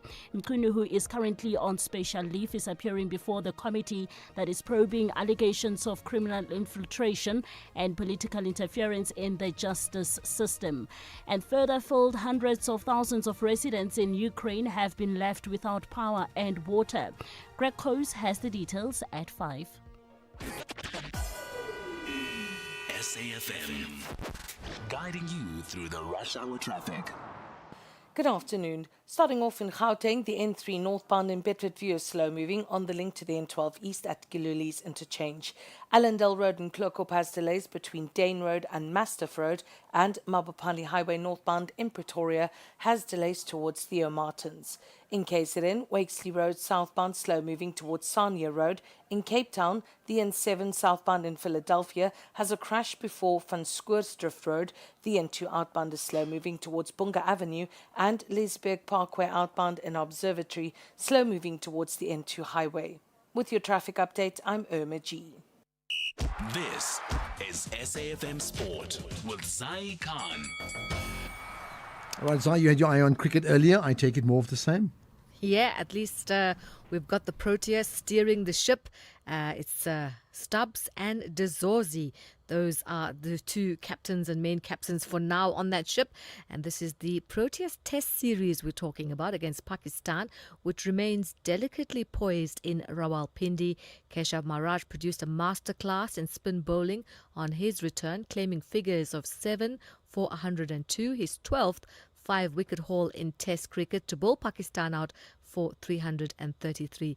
The 35-year-old says consistency and analysis remains the key to his success. In reply, the Proteas leaned on Tristan Stubbs and Tony De Zorzi, who put together a solid 113-run stand for the third wicket. Both reached half centuries before Pakistan debutant Asif Afridi struck twice late in the day. At stumps on day 2, South Africa were 185 for 4, trailing by 148 runs, with Tristan Stubbs unbeaten on 68. Soccer now, the Amazulu coach Arthur Zwane says patience is key as he throws his faith behind the club's youth-first approach. Zwane insists the next generation of players like defender Nkosikona Hadepe must be given the space to learn and grow if they are to reach the Bafana level. Not only him, I'm hard on all actually the players. The players that we have, they know I demand.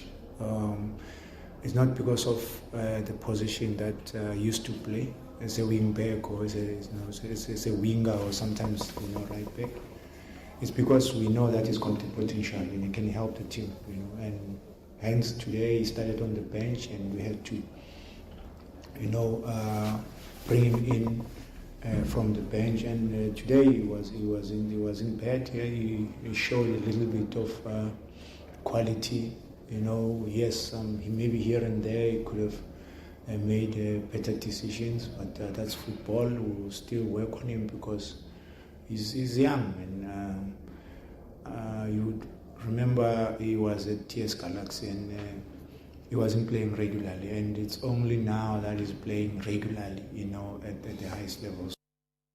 That's the Amazulu coach Arthur Zwane on the national pulse. Now, Orlando Pirates are under pressure after a heavy 3-0 defeat by St. Eloi Lupopo in the CAF Champions League first leg in Lubumbashi.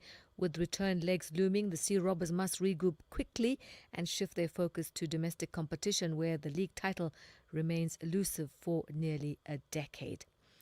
And finally, the Cape Town Marathon was dramatically cancelled on Sunday after gale force winds ripped through the mother city.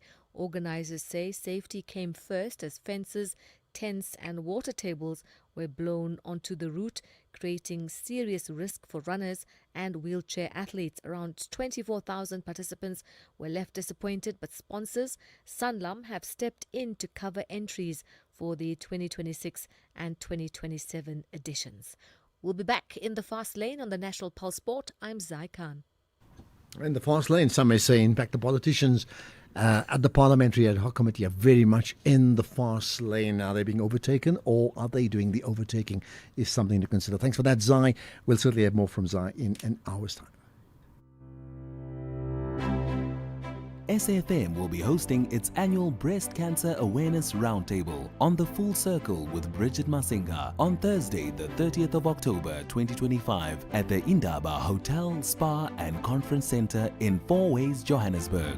If you want to be part of the audience, email your name and surname to events@safm.co.za.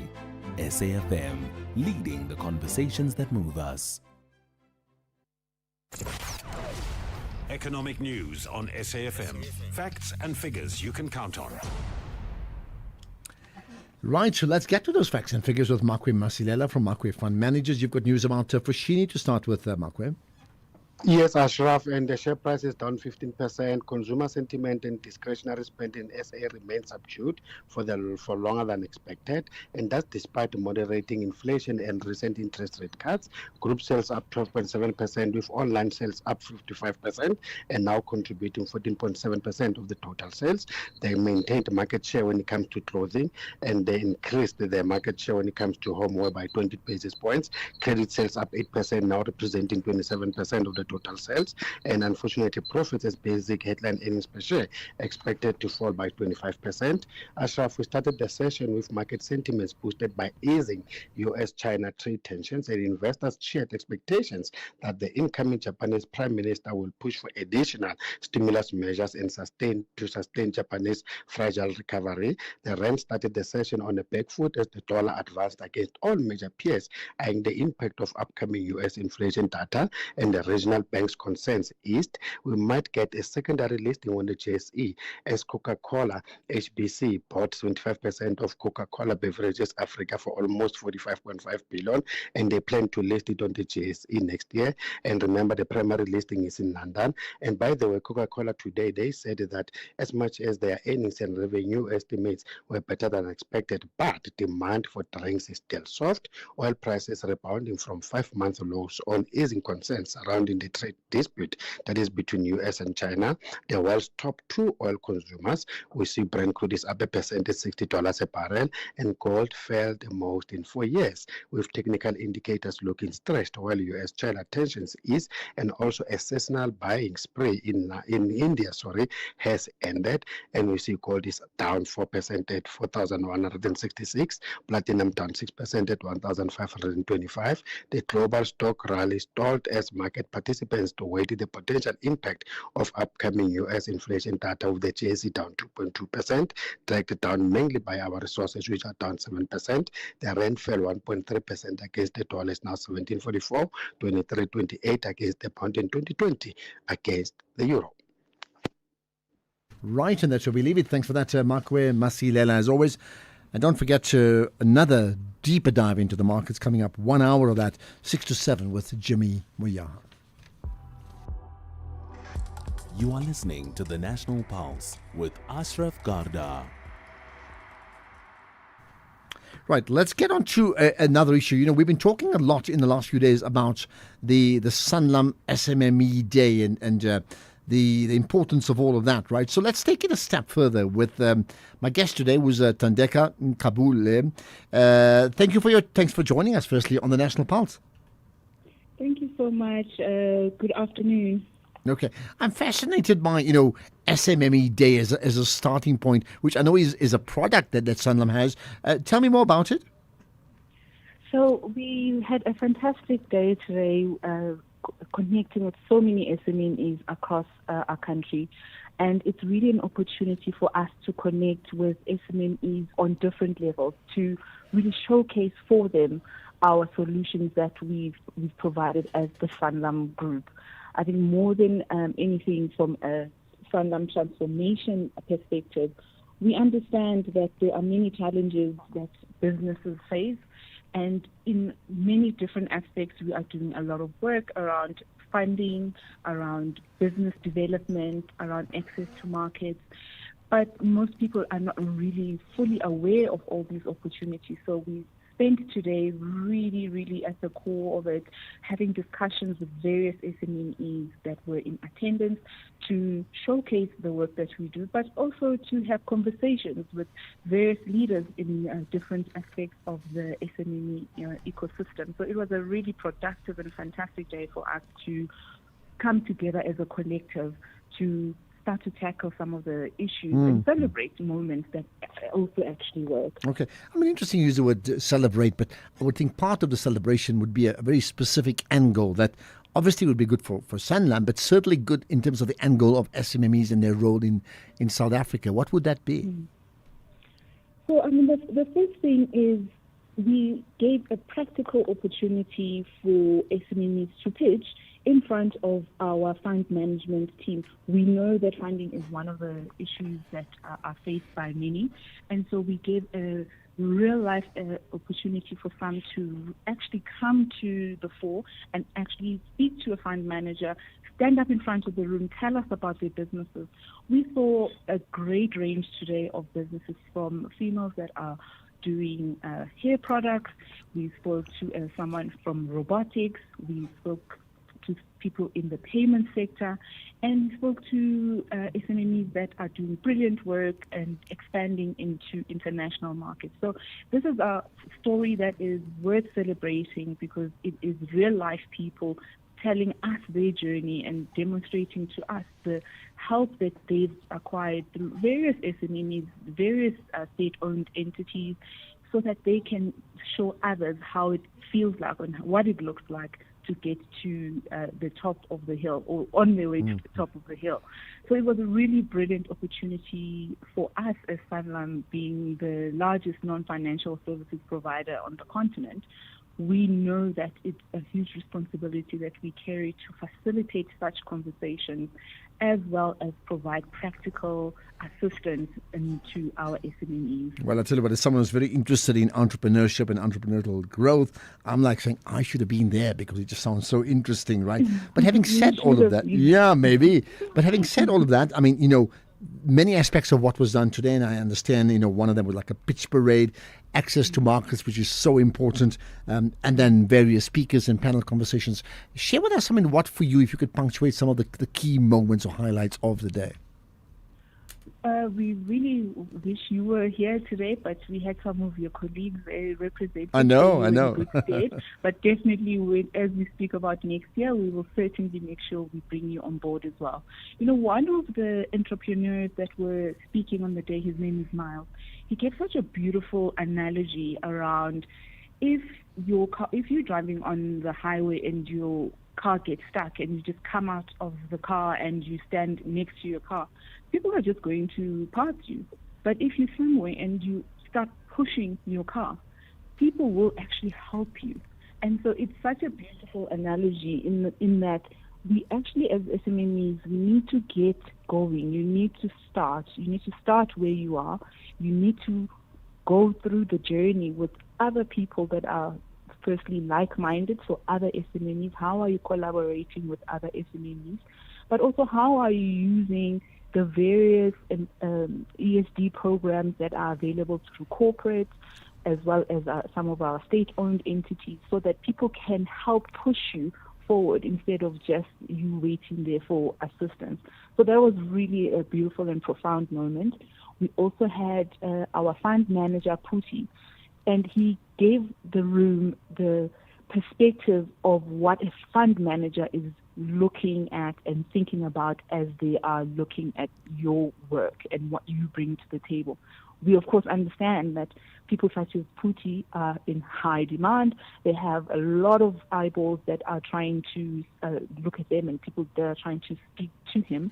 And he gave practical examples of the types of funding that are provided. He provided 7 different types of funding, and he also looked at what stage of your growth journey are you needing what type of funding. So there was a reality moment for some of our SMEs, some hard pills to swallow in some ways, but really empowering so that people can understand the type of assistance and the type of funding that they can get in the different stages that they are in. And he gave practical work and an opportunity for everyone that was in attendance to actually schedule time with him so that he can support them through hearing what they've got to say. Not everybody got the opportunity to pitch today, but they were able to leave their names.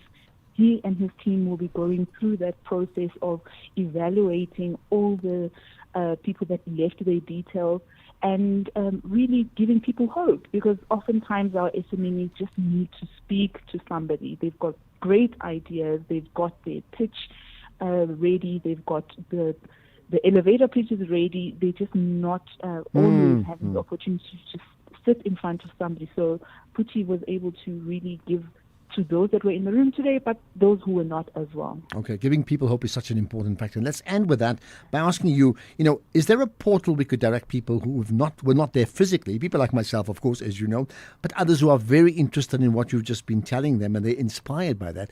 Are they able to tap on what came out of today anyway?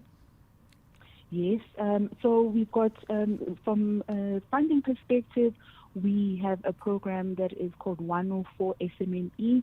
People can go on the www.104smme.co.za. Therein, they can find the different ways in which we support SMMEs.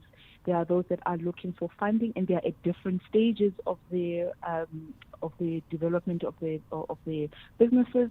So we do funding for different people, and we do programs as well that are non-financial assistance as well, because one of the statistics that were given in the room is that yes, even the people that have received funding, up to 80% of them also fail because of things that are not related to funding, but those non-financial things like business support as well. Okay, that's where we can leave it. Fascinating indeed. Don't forget that SMME Day put together by Sanlam. So the Sanlam SMME Day. Google it if you need to know more, but we'll have this up as a podcast as well sometime soon. Thank you for your time. Thandeka Nkambule, much appreciate you sharing your thoughts with us here on The National Pulse. This October month, SAFM focuses on cybersecurity awareness. As we live more of our lives online, staying safe in the digital world has never been more important. From spotting cyber threats to protecting your personal data, SAFM brings you the conversations that empower you to stay secure. SAFM, leading the conversations that move us.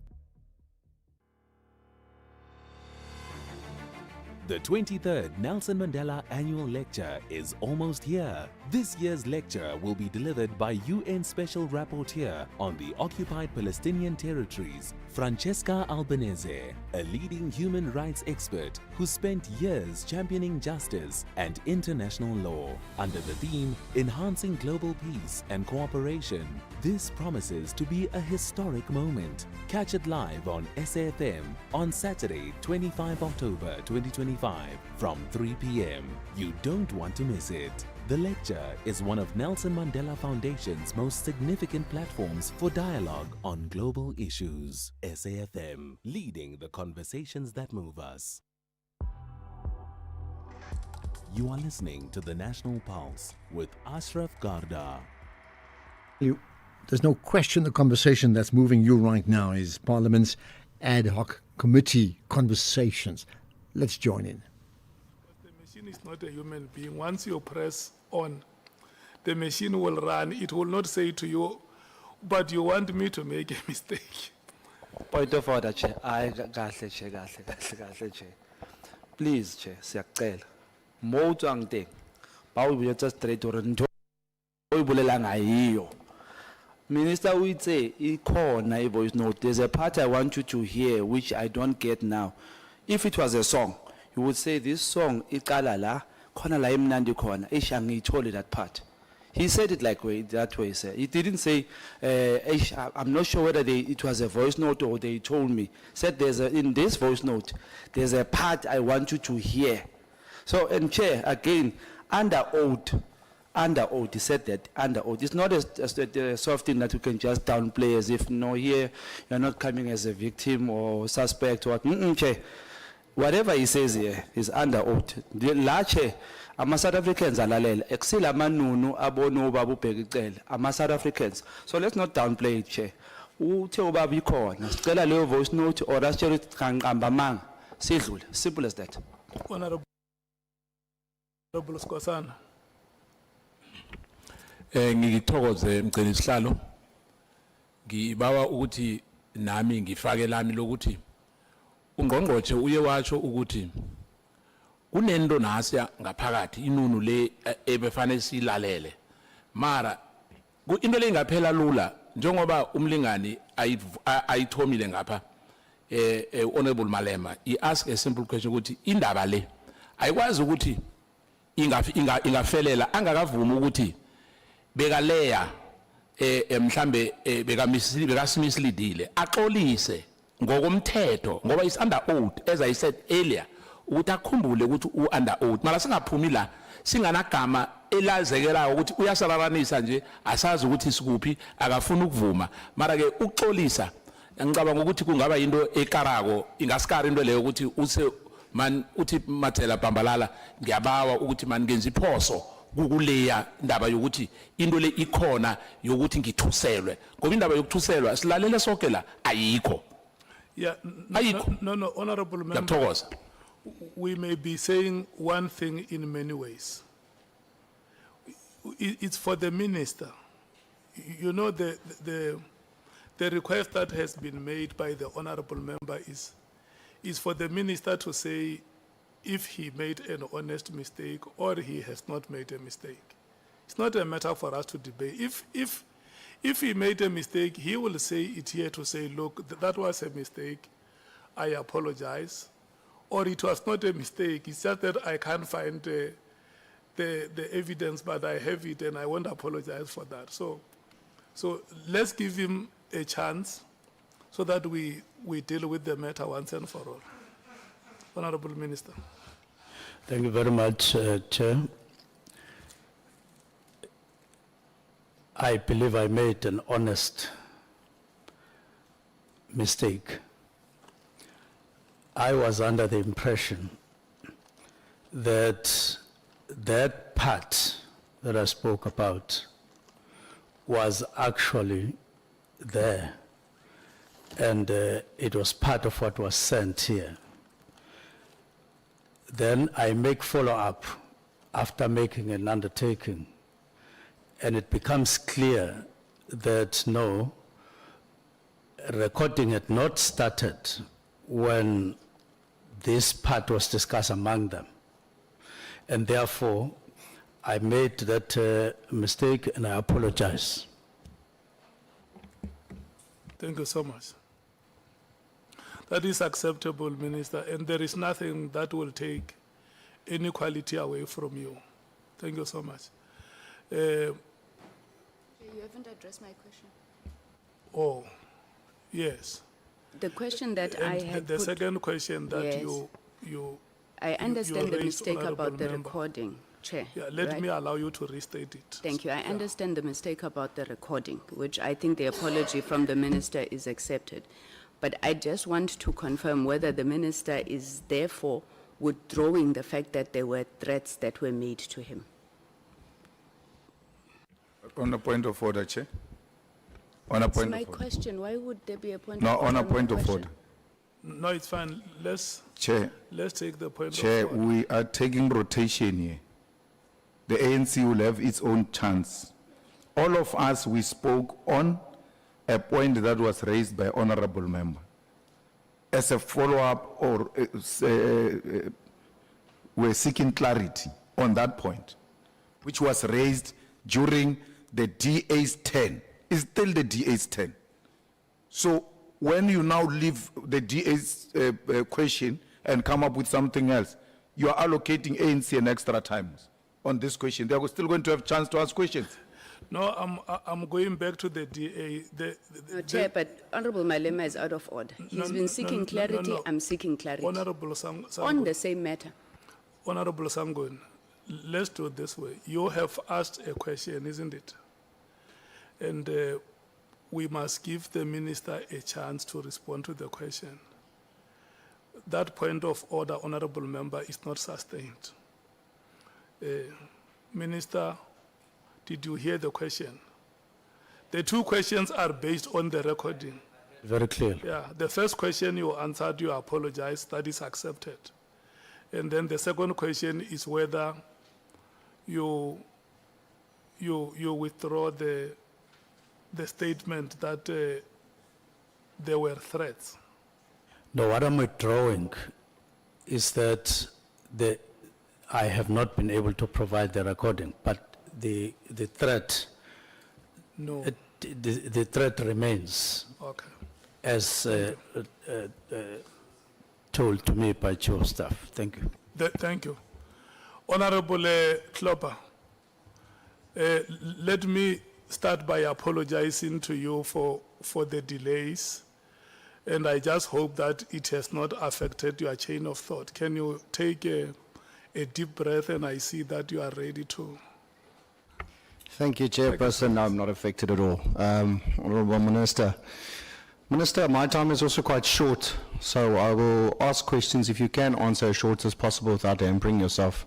Minister, in December, specifically the 31st, I want to know, did you have any contact, direct or indirect, via staff or via any other person, via any platform, call or messages with Brian Mokhotsi? That's the 31st of December, 2024. On the 31st of December. Now, on the 31st of December, to the best of my recollection, I didn't speak to Brian Mokhotsi on that day, on anything. It may be, I forget, but especially me phoning him, I don't remember at all. Thank you. The evidence that was put in this committee this morning, there were photos flighted on the screen of messages. And in those messages, between the messages, they showed 2 calls. And if I recall properly, it was between 10 and 11 on the 31st. Did you not see that?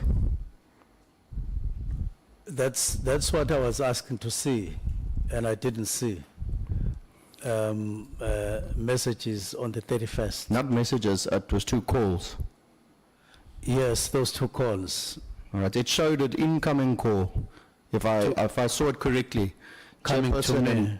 Yes, so you're saying you don't recall these calls and you didn't have any conversations with Brian Mokhotsi on that day? Not that I recall, but if there's a record like that, I'll need to check and satisfy myself that it is there, but I don't recall calling him on anything on the 31st or him calling me on anything. Right, Chairperson, what I noticed this morning that there was calls made. As I said, there were 2 calls that I could recall, but you are saying you don't recall them, so obviously you won't recall any conversation that you had with him, and you have said you have no to your recollection any calls with Brian Mokhotsi. I would just like to find out, Minister, then in your office, who had the authority to share any non-public, to share information of ministerial decisions or diaries with Mr. Brian Mokhotsi? If you can give their name, surname, title, who had that permission? Could I get the question? I asked, is anybody in your office authorized to share any ministerial decisions or your diary with Mr. Brown? If they are, they're just their names and their details, please. Not that I know. I don't know anybody who shares either ministerial or departmental information with Brian Mokhotsi. How do you believe that Brian Mokhotsi was able to message Vusi Matlala about the dockets directed to Sibiya the very next day? And again, following the evidence that was laid in this commission today, there was a call between you and Mr. Brown on the 31st. How did he get the information then? Which one? Of the disbandment and the messages that went to Sibiya or to Matlala, saying that the dockets are on their way to Sibiya. It would be Brian Mokhotsi himself who would be able to tell it all, to say how did he get to know, and I'm quite worried about that. How? Oh, we just had a break in transmission just for a second, but anyway, we were due to cross to the news, so Greg hosts in the hot seat with the news at 5.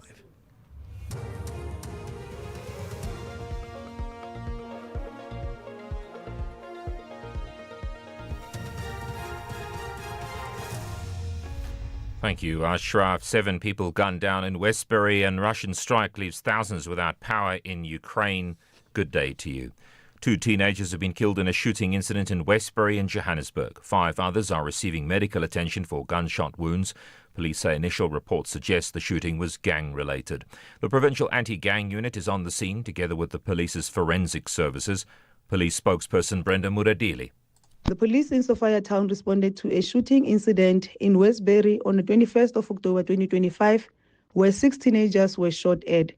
The victims were rushed to hospital, where 2 of them were declared dead on arrival. It is reported that the 6, aged between 14 and 19 years, were shot at by 3 suspects believed to be from a rival gang. The Provincial Anti-Gang Unit is on the scene together with SAPS Forensic Services. District Crime Intelligence has been mobilized to assist the Anti-Gang Unit with the tracing of the suspects. The Police Minister, Sinzim Kunu, says the threat allegedly made by the KZN Police Commissioner, Nchanja Mkhwanazi, was not recorded on the audio he has presented to Parliament's ad hoc committee. The minister, who is currently on special leave, is appearing before the committee that is probing allegations of criminal infiltration and political interference in the justice system made by Mkhwanazi. Nkunu responded to a question from MK MP David Skusana. When we listen to the recording, there's no way General Mkhwanazi has threatened you. Do you agree or we are changing? Because you responded earlier. I'm asking this question deliberately to say, on record again, don't contradict yourself on this question. Because we listened to that. There was no threat. Unless we are changing, we say there was a threat there because you say he was angry. The threat was not in the audio that we listened to. There was only a reference, but the threat was in their conversation on the 2nd. That's where the threat was. And I thought it had been recorded. Witness A claims that murder-accused and alleged cartel member Katiso KT Molefe allegedly paid someone 2.5 million rand to be granted bail. The testimony of Witness A is mainly centred around Molefe, who's currently out on 400,000 rand bail by the High Court in Johannesburg for the murders of DJ Somebody and DJ Ventos. Molefe is also implicated in the murder of Vereniging engineer Armand Swart. Witness A has told the Matlanga Commission in Pretoria that their informants and sources confirmed to him that Molefe would get bail. This is what I'm trying to elaborate on, Chair. The figure that I'm talking about here, it's not the figure that is going to be fixed to say he's going to be granted bail at an amount of maybe 1,000 rand. No. But it is the figure to say you pay me this much so that I can give you bail at a region of 100,000 rand, for an example. So this is the figure that was given to us to say he is going to pay 2.5 million for him to be granted bail. The murder of a member of taxi organisation Carter on the R300 near Delft on the Cape Flats has once again raised concern over the safety of taxi commuters. The murder occurred on the first day of the reopening of taxi routes in the Somerset West area. The routes had been closed for 30 days due to high levels of violence and the killing of 8 people. Some commuters had this to say. The violence and everything that is happening, it's uncalled for. We should come to terms as far as to understand each other and be on the ground where we will talk and we come with a solution. So we have to take a taxi from there to come here and then we get Bevel. Right. So it's going to be a big problem for people from that side. We're feeling so bad and then we don't have choice. We are using taxis most. Hundreds of thousands of residents in northern Ukraine have been left without power and water after overnight strikes by Russia. The BBC's John Sudworth has more. For months, Russia has been expanding its attacks on energy targets in Ukrainian cities well away from the front lines. The overnight assault on Cherniv, a 2-hour drive north of Kyiv, was particularly intense, with ballistic missiles and waves of warhead-equipped drones hitting the electricity generating network and leaving residents in the city and much of the wider region in complete blackout. The loss of power to pumping stations has also seriously impacted water supplies. Top stories that 2 teenagers have been killed in a shooting incident in Westbury in Johannesburg. 5 others were wounded. That's SAFM News. I'm Greg Close. It's a very good afternoon to you. Let's go to cricket. The Proteas will turn to Tristan Stubbs and Kyle Vereen on day 3 of the second test against Pakistan in Rawalpindi tomorrow. And we also have tennis action as we head to Japan. Canada's Victoria Mboko and the USA's Sophia Kenin are through to the next round. Details around 5:30. SAFM, guiding you through the rush hour traffic. Good afternoon. Starting off in Gauteng, the N12 eastbound in Germiston, slow moving towards Craft Road, and the N3 northbound in Bedfordview, slow moving on the link to the N12 east at Kiluli's interchange. In KZN, the N3 westbound in Pietermaritzburg has a crash reported after Ashburton, and on Wakesley Road southbound some slow-moving traffic towards Sanya Road. In Cape Town, the N1 outbound has a crash at the R300 interchange and the R304 northbound in Stellenbosch, queuing towards Portlaray Road. With your traffic update, I'm Irma G.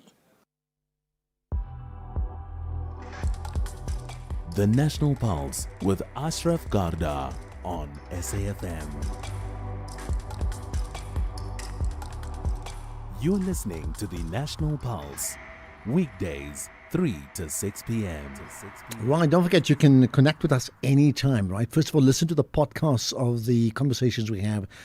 You'll find it at, safm.co.za. You'll certainly find it. You can also drop us an email, feedback@safm.co.za, if you wish to raise any issues. But of course, you can tweet me, hashtag the National Pulse, tag SAFM Radio, and tag myself. Now, we will cross, as we have been doing, back to the Parliamentary Ad Hoc Committee shortly, and we will take your calls and comments shortly as well. But in many ways, what we're seeing in Parliament, or the Ad Hoc Committee rather, is in effect a putting on trial the state of the nation in many ways. So with that in mind, this is so interesting. MISTRA, which is the Mapungubwe Institute for Strategic Reflections, have put together a document, a publication called the State of the South African State. You've got that, the state of the state, right? Capacity, capability, and ethics. Let's find out more about it, because there's some key findings and recommendations they've made. With me is Naeem Jina, who's a senior researcher at MISTRA. Naeem, good to talking to you as always on the National Pulse. Thanks, sure. Thank you. It seems a fascinating book to go through the state of the South African state. I mean, we don't have a lot of time, but I think, therefore, let's get to some of the findings that has emerged from the research that's been put into it.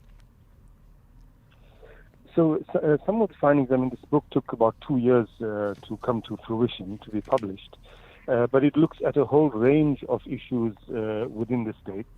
Looks at the provision of public services, the capacity and skills within the state. And, of course, the state includes government, judiciary, parliament, etc.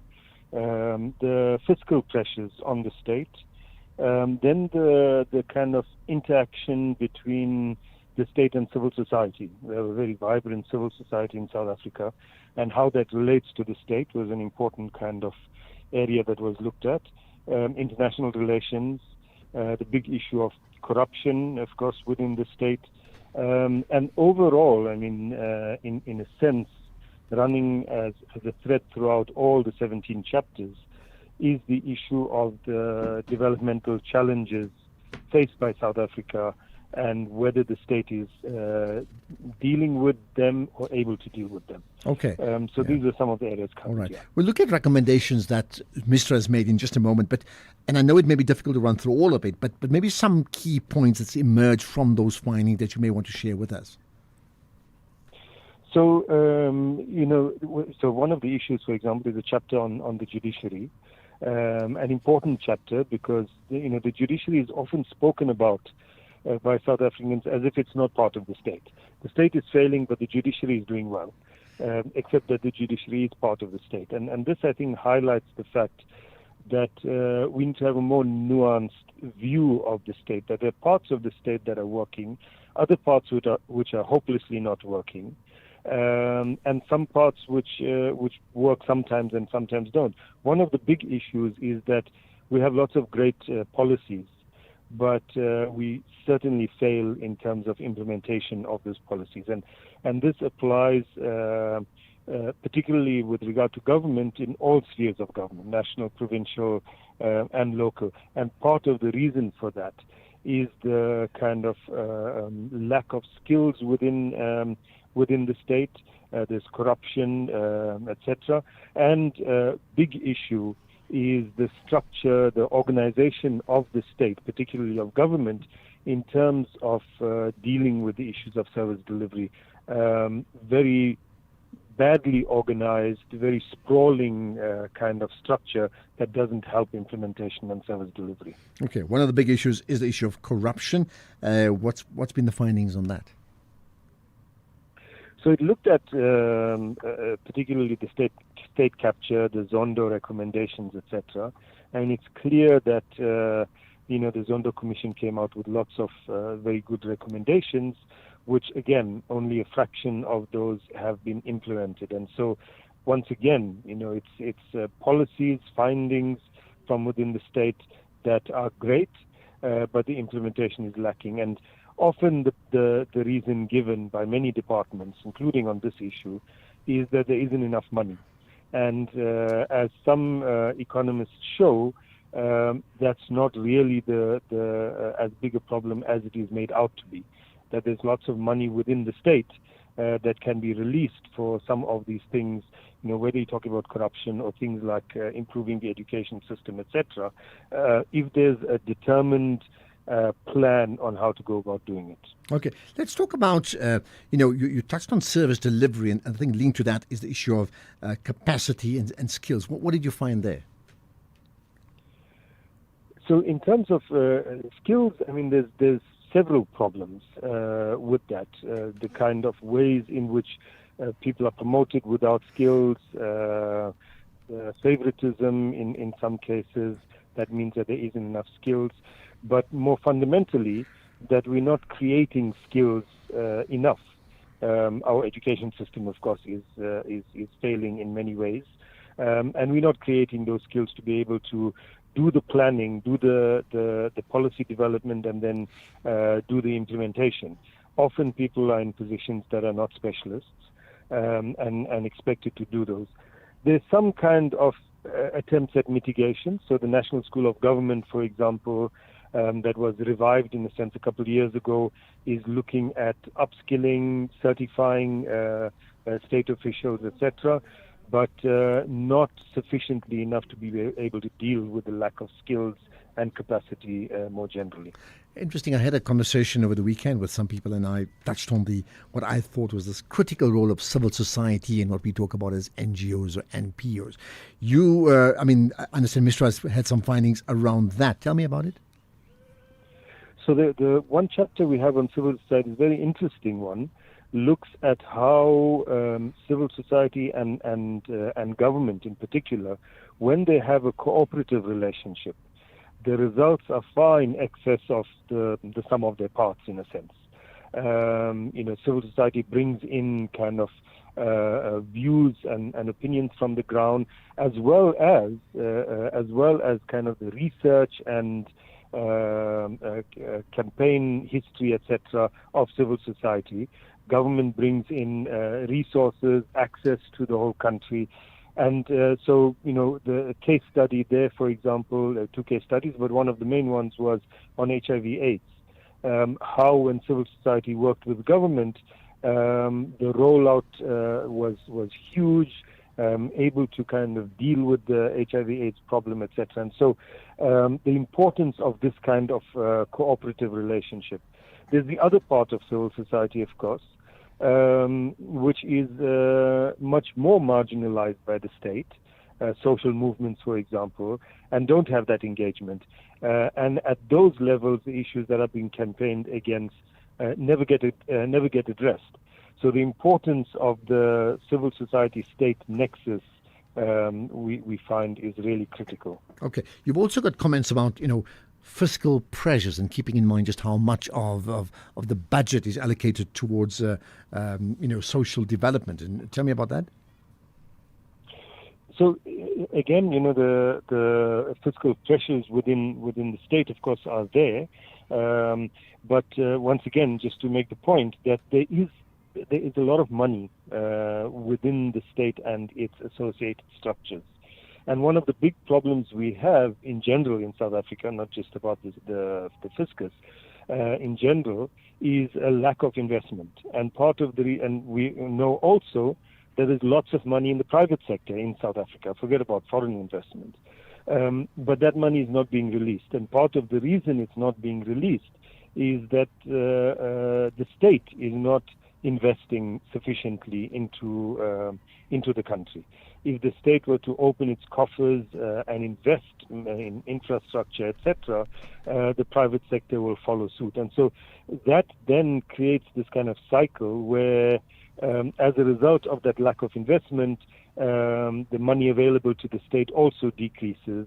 The tax base is small, and the pressures on the fiscus are not able to be dealt with because that money, in a sense, is being hoarded. And lastly, in terms of findings, I mean, South Africa's role globally, interesting things. I mean, Israel, Palestine, the ICJ making a ruling tomorrow, I understand.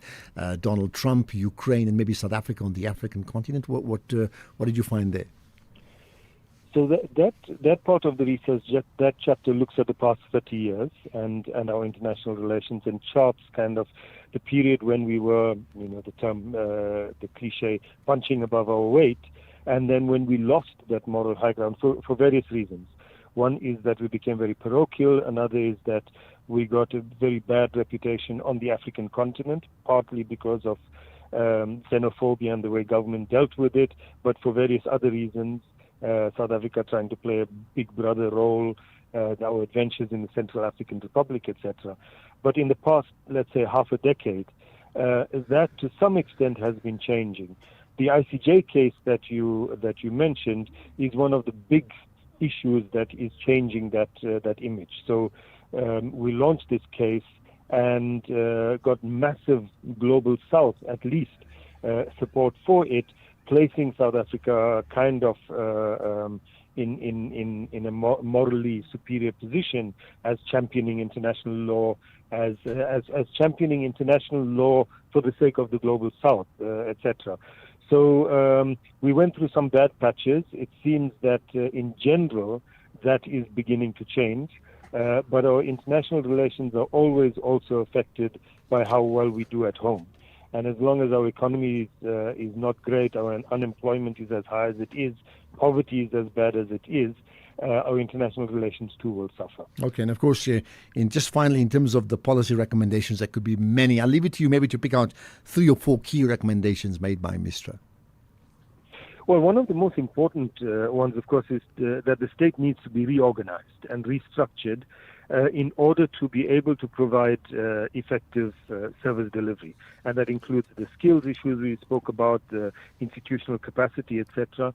Then on the civil society question, which you raised, that the civil engagement with civil society needs to be institutionalized in a way that there's good kind of communication and channels that ensure that service delivery is improved through that.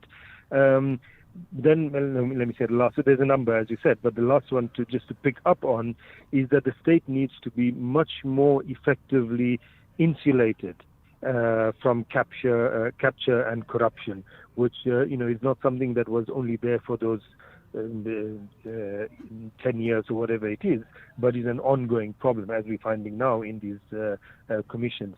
And so that kind of insulation, some of which recommendations come from Zondo, but others as well, is absolutely necessary. Okay, maybe that conversation, how does the state insulate itself against threats, is another whole conversation. I think that could take half an hour. Naim Jeena, much appreciate your time. By the way, just in terms of these findings, I mean, is it available, accessible to the public, and if so, where, how? Yes. So it's published in a book. The book is called The State of the South African State. It's available from MISTRA, mistra.org.za, or from Jacana Press, or from any exclusive books and a number of other booksellers as well. And of course, I ought to get my hands on it. I'm sure the rest of the country nodding in approval. Much appreciate your time. Naim Jeena, Senior Researcher at MISTRA. There we are. The State of the South African State. Are you interested in that? You ought to be. X at SAFM Radio and at Ashraf Garda. Well, talking about the state, I want to check up if in fact we're going to cross once again to the Parliamentary Ad Hoc Committee.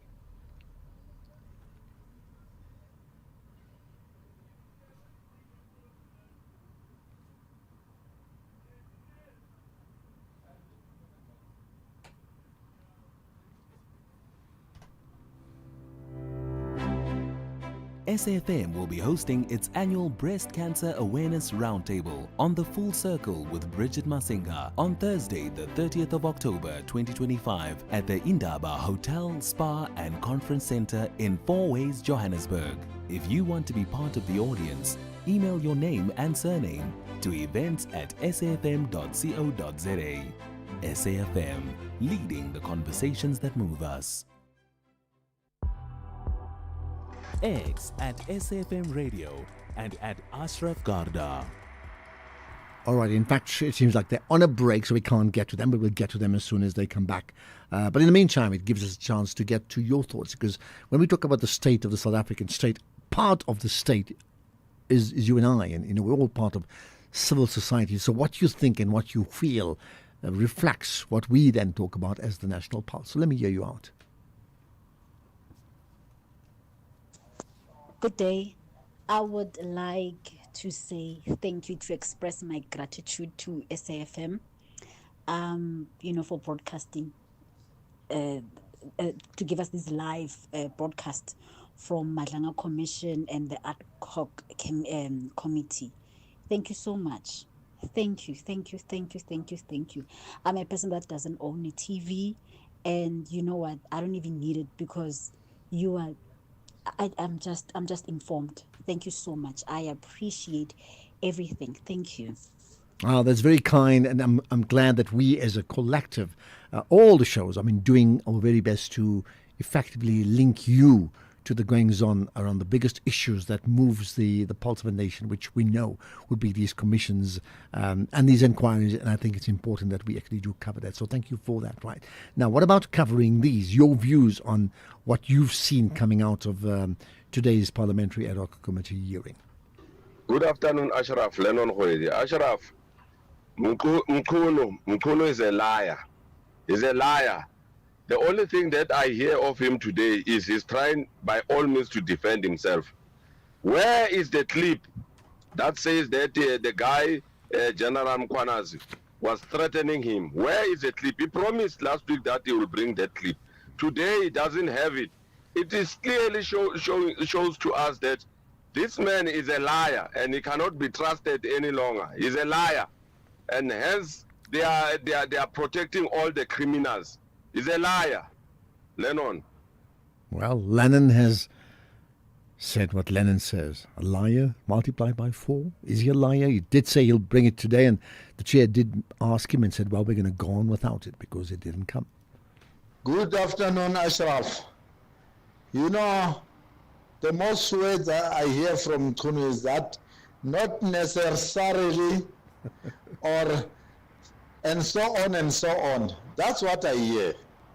Not necessarily and so on and so on. Oh, Mkhunu, corrupt. Oh my goodness, this is serious stuff, and yet there's a bit of a chuckle in terms of how the audience, you express yourself, and there are many people like that. Evening, Brother Ashraf. Yes, it's Papi in Cape Town. Yes, I just want to send a voice regarding the issue of our minister, Senzo Mkhunu. The minister, he went in this parliament, first of all, he's focusing to answer General Mkhwanazi. He forgets, as citizens, we want to know the truth, and then he's angry. So we want to know the truth. That's why it starts confusing. He's not answering the question because he's focusing on one person. He's not focusing what as we need, the citizen. We want to know who's clear. He must answer the question properly. Stop arrogance. Let's just know who's clear. Okay, that's another. And the ranges are wide. Let's pick up that. Good day, my brother Ashraf. Hey, these are the other days, man. Look at minister now today. Friday, he was told to bring the evidence, only the parts where there's threats. But today, he can't even give us those threats. We can't even hear information we want. Now he can't even prove himself. Hey, our minister, bro. Yes. Okay. Hey, the main source of all this mess is those sealed CR17 statements. The Minister of Police, Senzo, was running the campaign of the president. I would like to know who donated money, because Ket Matlala might have donated money to the president. That is the main source of all this evil. Can we get those statements unsealed? Thanks, it's Bongi here. Okay, I think many people also, that's the other part. There's a sense of frustration. There's just not enough information coming out. Ashraf, good afternoon. I'm Tagata in Landi location, Gafumva. Triple B is not for the blacks. It is just for those who want to loot from their state resources, pretending as if they are caring for the black communities.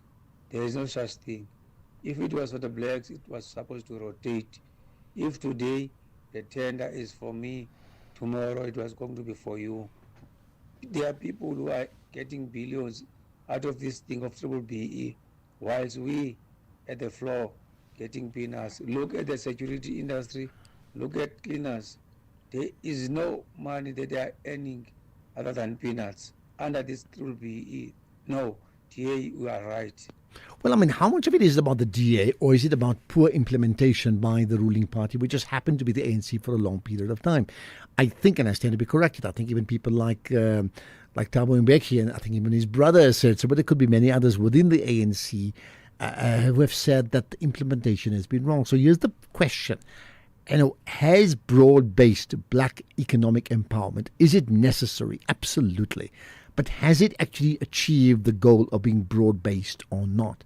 And if it hasn't achieved the goal, then how can we as a collective, as a nation, ensure that it does achieve its goal, even if the names are changed? I don't think get fixated on the names and the acronyms. Has it achieved its goal?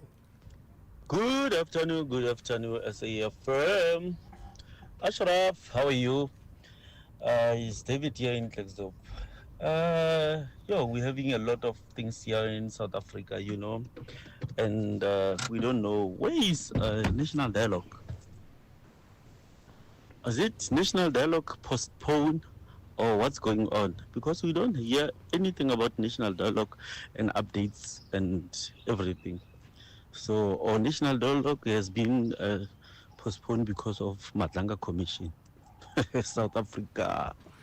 Thank you so much. Well, listen, I mean, I think we do need to find out exactly what's the state of the national dialogue. But I can tell you, and you may be practically correct, can you imagine us having to deal with the Madlanga Commission, the Ad hoc Parliamentary Commission, and the national dialogue in one session? Nochal, yes, as we will struggle.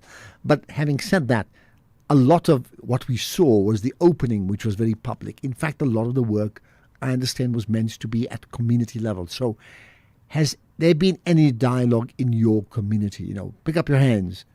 Well, I'm not lifting my hand because there's been nothing in my community. But look, having said that, we do need to find out exactly what is the status of the national dialogue. Remember, there were some parties who pulled out just before that, so I wonder. Okay, here's one. Good afternoon, Ashraf. Zwengos here from Springfontein. About this IP question that was asked to Mr. Mkono in the Ad hoc committee. There was a state in my life where I complained about the police to IP'd in 2009. And by then I was staying in Garib Dam. They drove from Bloemfontein to Garib Dam to come and discuss my complaint. So I don't think it's anything strange when IPID comes to your house. It's not strange when IPID comes to your house. What then is strange? You can dwell on that. In the meantime, let's get the news headlines. Here's Greg. Look at the headlines, and it's 2 teenagers have been killed in a shooting incident in Westbury in Johannesburg. 5 others were wounded.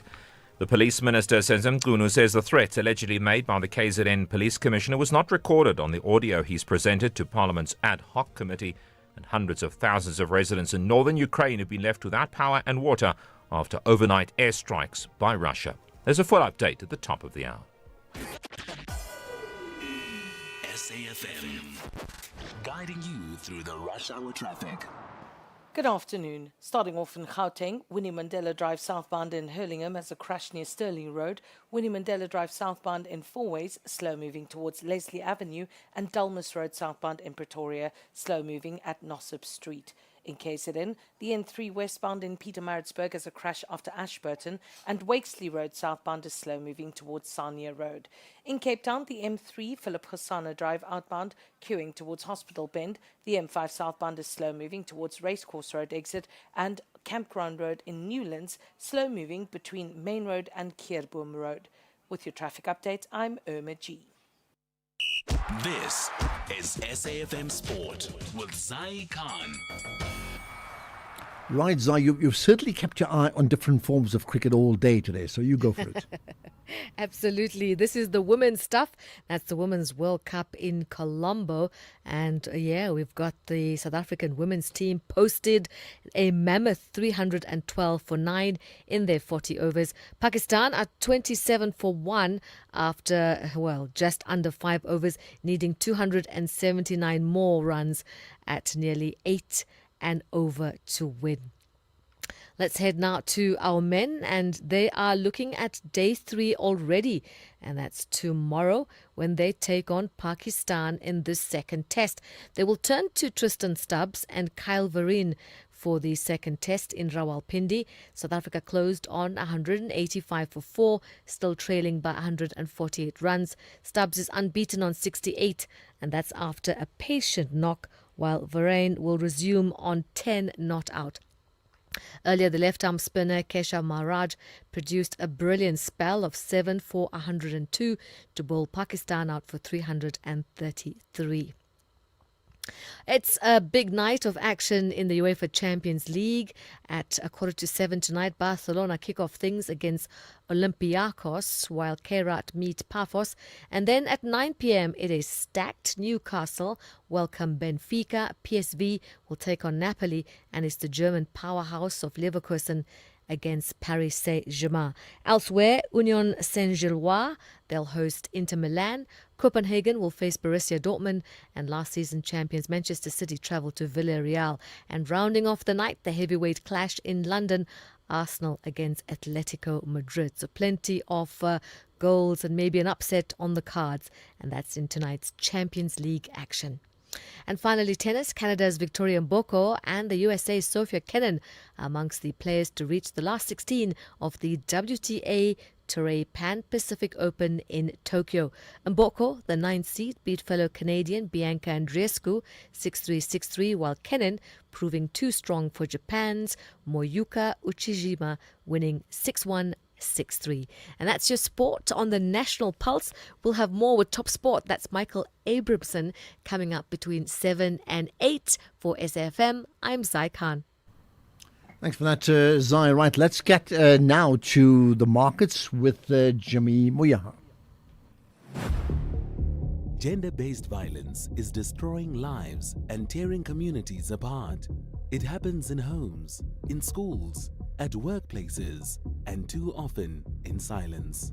But it doesn't have to continue. If you see it, speak out.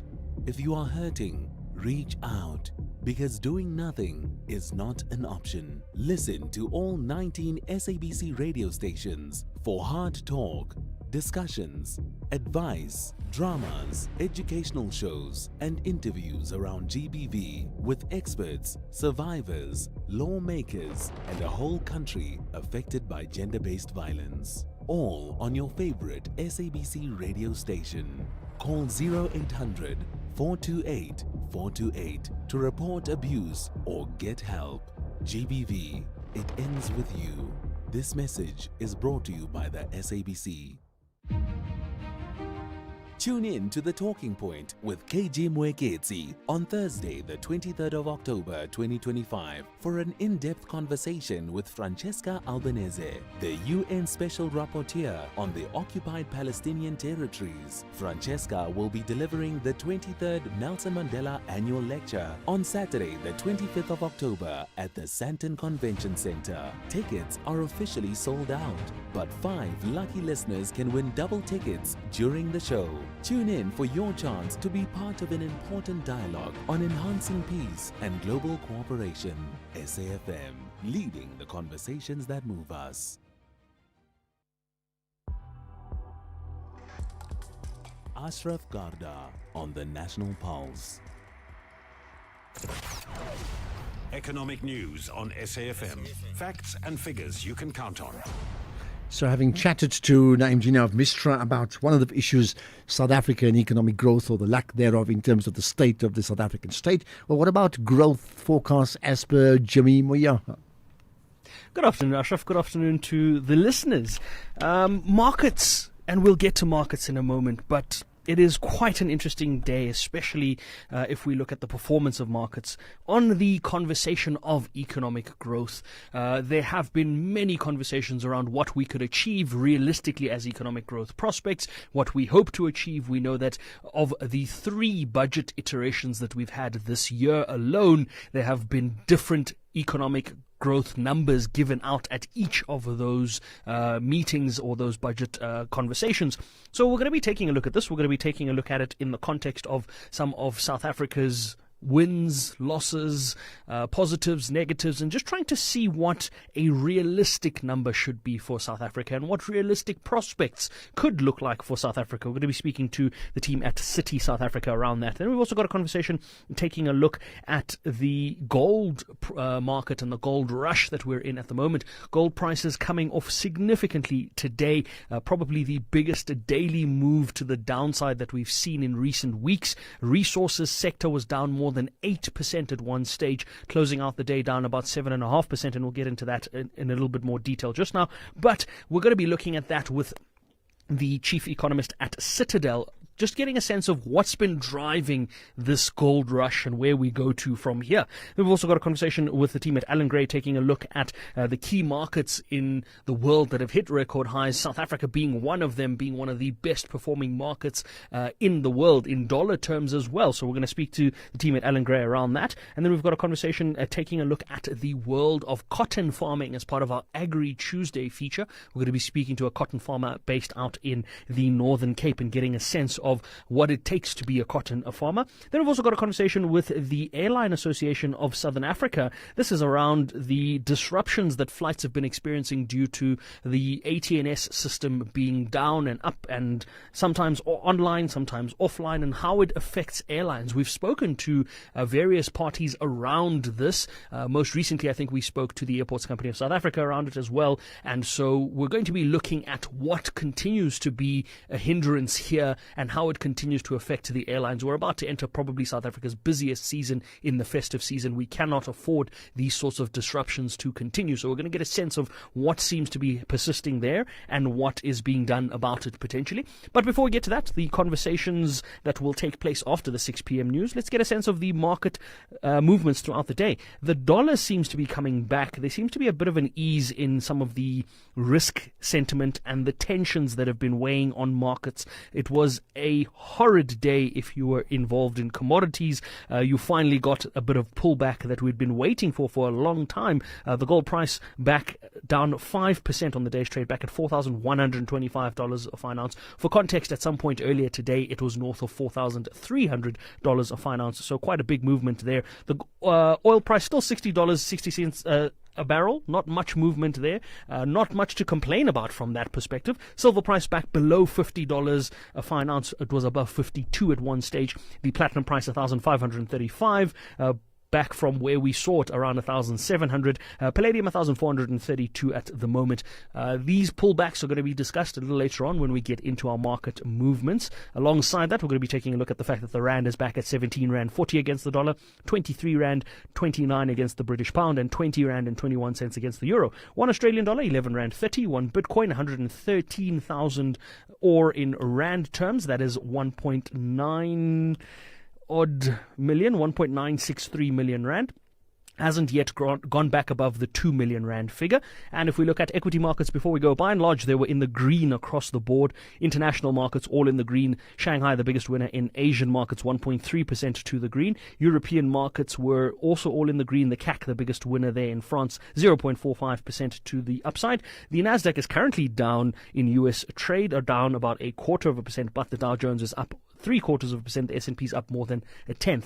The resources performance meant that local markets did not have such a good day. Industrials down 1/3. Financials tried to come and save the ship, up about 0.4%, but the 7.52% decline in resource stocks meant that the all-share finished down 2.1% and that the top 40 finished down 2.3%. Of course, this all needs to be contextualized in the context of how the markets have been running up to this point, and we'll have that conversation with Chantal Marx, who will join me a little later on after the 6 p.m. news. For now, Ashraf, back to you.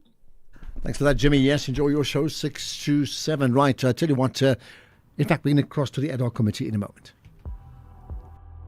X at SAFM Radio and at Ashraf Garda. I understand proceedings at today's ad hoc committee will go on until 9 o'clock thereabout. Right now, it's Julius Malema questioning Senzo Mchunu. Let's cross right over. As a minister who's very good at giving directives, what directive did you give on this one? Now, the matter was actually being handled at that time by the National Commissioner, and I took the line that says that they are resolving the matter because there was no standoff. For instance, I asked General Sentumule, did you, when these dockets were handed over, was it at gunpoint? And she said, no, it was not at gunpoint. We knew what we were doing, and I took the line that says they are handling the matter. They should be able to resolve it maybe even now as I'm talking, or tomorrow, or something like that. I trusted that the matter was being handled by senior people, two divisional commissioners, and then the national commissioner, and also the deputy national commissioner. So I take it the answer is the minister did not do anything, even when this information became a public information, because you were under the impression that the national commissioner and whoever responsible were attending to the matters, because they were more of operational matters. There wasn't any other way. If you believed and trusted that they are handling it, you wouldn't call a meeting. You wouldn't give a directive because they were already handling the matter. And my trust was based on the belief that they were handling it and handling it properly. That's why I asked that question at some point. So on the 31st of December, everybody is in a jovial mood. You are at home. You are not even in any place. You are home, where everybody is happy. It's New Year's Eve. And you are troubled by the crime that is happening. You're trying to think what needs to happen and all of that. And then you come to a conclusion that the crime intelligence post must be stopped. The advert of those posts must be stopped immediately and all of that. How does that help resolve your problem of crime? Because you are troubled by crime. How does stopping posts help you to fight this thing of crime? No, posts were not going to be, they were going to be discussed at the first meeting as per directive with the National Commissioner. So he said stop until we discuss the matter, which would be in January. And this was the 31st. Now, it is indeed, as you say, everybody else was busy with New Year Eve festivities. And so on. Yeah. But I had not reached the end of processing what I had started and even discussed with deputy ministers. And I wanted, when the year begins, when we go back, we go there full of purpose in terms of specific issues that I had identified. Remember, I had called a meeting, National Commissioner, Deputy Commissioners, and Provincial Commissioner to say, I'm troubled, I'm being troubled, and I was honest. I was being troubled by these matters and so on, and everybody else in the country was troubled. So I was still processing up and down and so on. Why not discuss on the 28th? I was processing, I had not circled. And then I circle at home in a rural area. And then my mind focuses on one thing. We had been all over. I was deployed in Cape Town and in the Eastern Cape myself on Christmas days and all of those things. And I circled for the first time. Then this thing comes together. I start piecing things faster than I had done all the time. And the answer was, write a directive so that when the year begins, you are all in part focused on these matters, because they're troubling a lot of people. And I'm honest that these matters, in my observation, were troubling a lot of people and the country as a whole. But Minister, there was nothing that was going to happen in between the 31st and the official return. I know the police don't close and all of that, but the business of our country at that time, meaning everybody's withdrawn. And there was nothing urgent that will force you on the 31st of December to say, this, I have to issue this letter now. Why not wait because now it looks very suspicious. It's like a tender that is being awarded on the 28th of December. You're like, why? Everybody's on holiday. Even the mindset is now different. And you now drag us into this serious business on the 31st of December. It doesn't make any business sense, really. That would add, that would add on my side that what did immediate mean? I knew that there would be nobody who will, as a matter of today, call a meeting and convey the message and so on. But I wanted all of us to have it so that at the beginning of the year, we are able to say there was a directive written on the 31st. And remember, there's nothing untoward about a minister writing a directive on the 31st. It could have been a different directive altogether from this one. It could have said at the beginning of the year, employ people or facilitate or whatever. It could have been any directive within the law. Now, it was this directive. And all I wanted was, let's focus early in the year on these matters. And I was quite troubled by them, as I am right now. Now, Minister, there are alleged SMSs, WhatsApp exchange between Mokgotsi and Ngabinde about you. There's an allegation that Matlala bought a table at the ANC dinner, your table.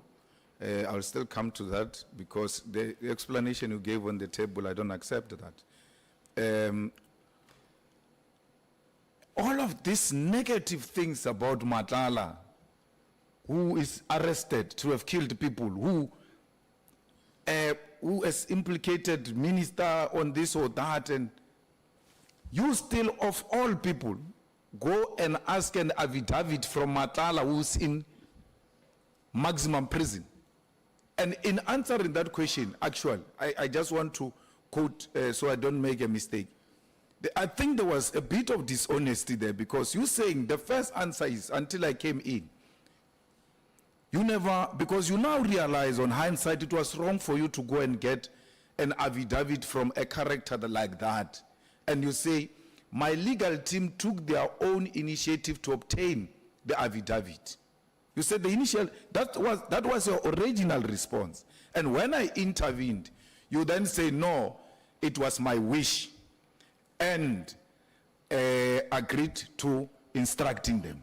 So you give two answers on one question, that the lawyers acted on their own, which is unethical, and I point to that if they did that, they will be reported to LPC. There is no lawyer that can listen to you and out of feeling pity, without you giving them instruction, go to maximum prison to get an affidavit from a dangerous man. Then you say, no, I gave them instructions.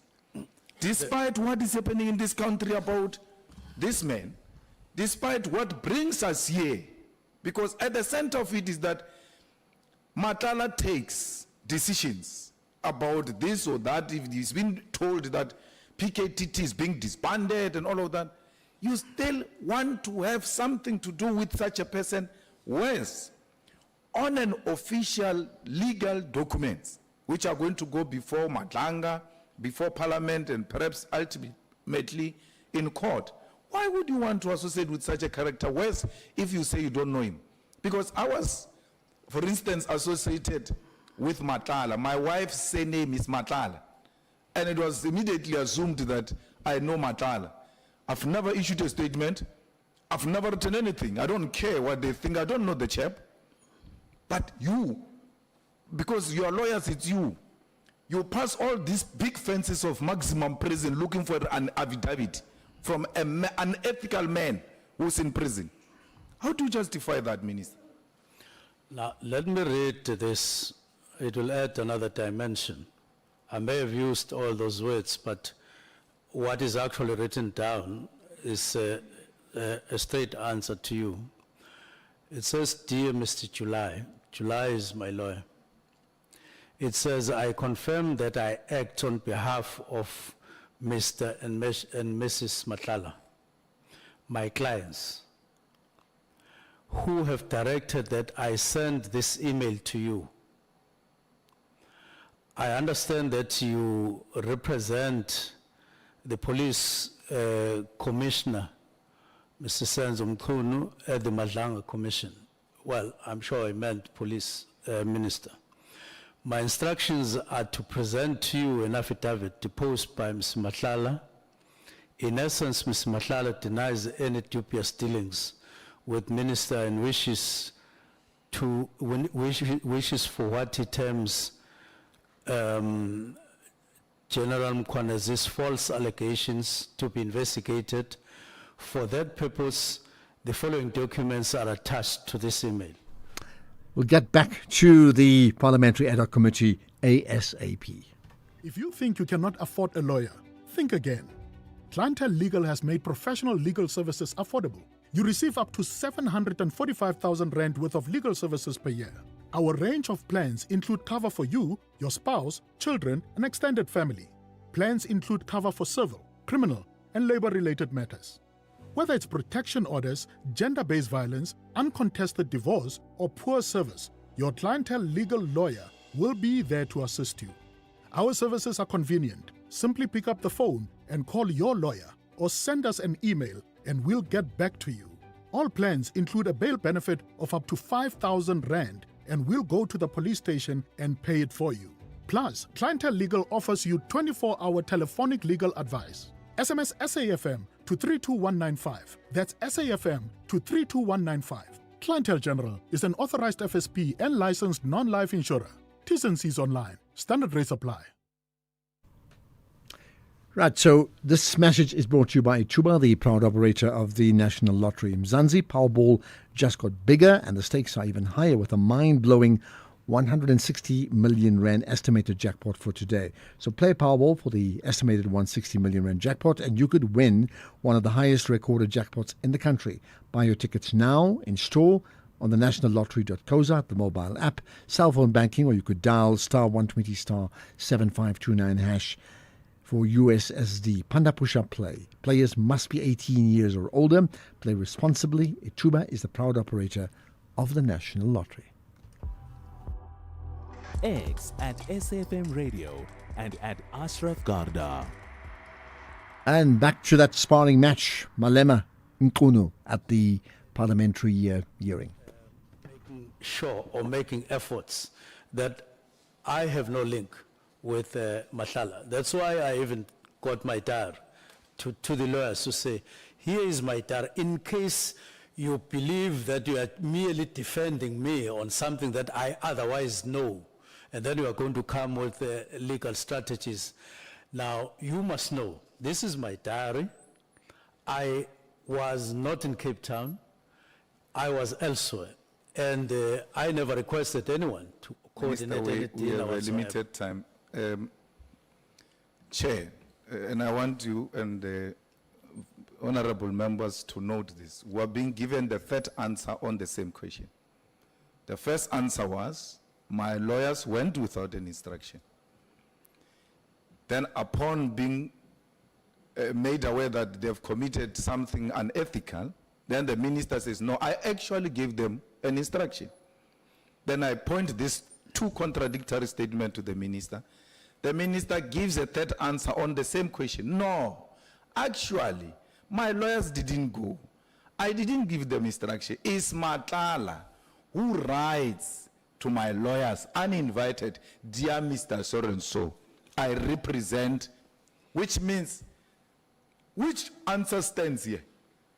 Because it's either the lawyers went without the minister's permission, or the minister gave them the instruction, or Matlala wrote the letter uninvited by anyone. So, Minister, please clarify this three, because as things are, it's becoming worse now. Because you gave me three answers. The lawyers went without me. Then I said, no, they can't do that, it's unethical. Oh, I gave them instruction, it was my wish. Okay, you now give them instruction, you still want to have access to people who are behind big fences and walls at maximum prison. No. It's not that. Actually, Matala and the wife, now the wife comes now, for the first time since we canvassed this question. Matala and the wife's lawyer wrote and said they represent them, and we must get their affidavit because we are going to Madlanga's commission. Which one do we take home here? Because it's not me. You know, Minister, the worry is you shouldn't think you are speaking to me. These matters, as you stand there addressing us, you are clarifying the country which is troubled by these things. That ministers have got access to dangerous criminals to an extent that they can even have access to them even when they are behind bars. Matala was found with a phone in a maximum prison. Matala produces a minister's affidavit from a maximum prison. According to minister's evidence that it's not me, he wrote to me. Because of that, then we used the affidavit. What is the answer, Chair? The answer is, I did say in the discussion, in the course of discussion over time with lawyers, I did express a need or a wish that I distance myself or be away from Matala. Remember, I had issued a statement on the 9th of July saying I've never spoken to Matala, I've never received or asked for anything from him. So I made this statement. Now we discuss with the lawyers. You are open. You are relating your wishes that relate to the case. Now, once I expressed that, now that wish, you call it an instruction. I don't want to disagree with you that it was an instruction as received. Next thing, lawyers then, pursuing my wish, they call Matala's lawyers. And then this is the result. Now, I don't think you should stress this thing any further, other than what it is. That it's an expression of what I had said, because I said I don't know. If this affidavit was saying anything different, then I would be concerned. But this says what I said I never, and so on, and I expressed a wish. And I don't think there's any other better authority than a person himself, that there's no line whatsoever between him and myself. Okay, and that's where we can leave it. Of course, the proceedings do continue, and they expected to continue up to 9 p.m. This evening. But all I can tell you is, hey, thanks for listening. This has been the National Pulse, and it will be the National Pulse again tomorrow, right? So stay tuned, stay connected. Much appreciate your support and all the great feedback we get. Here's the news at 6 with Greg.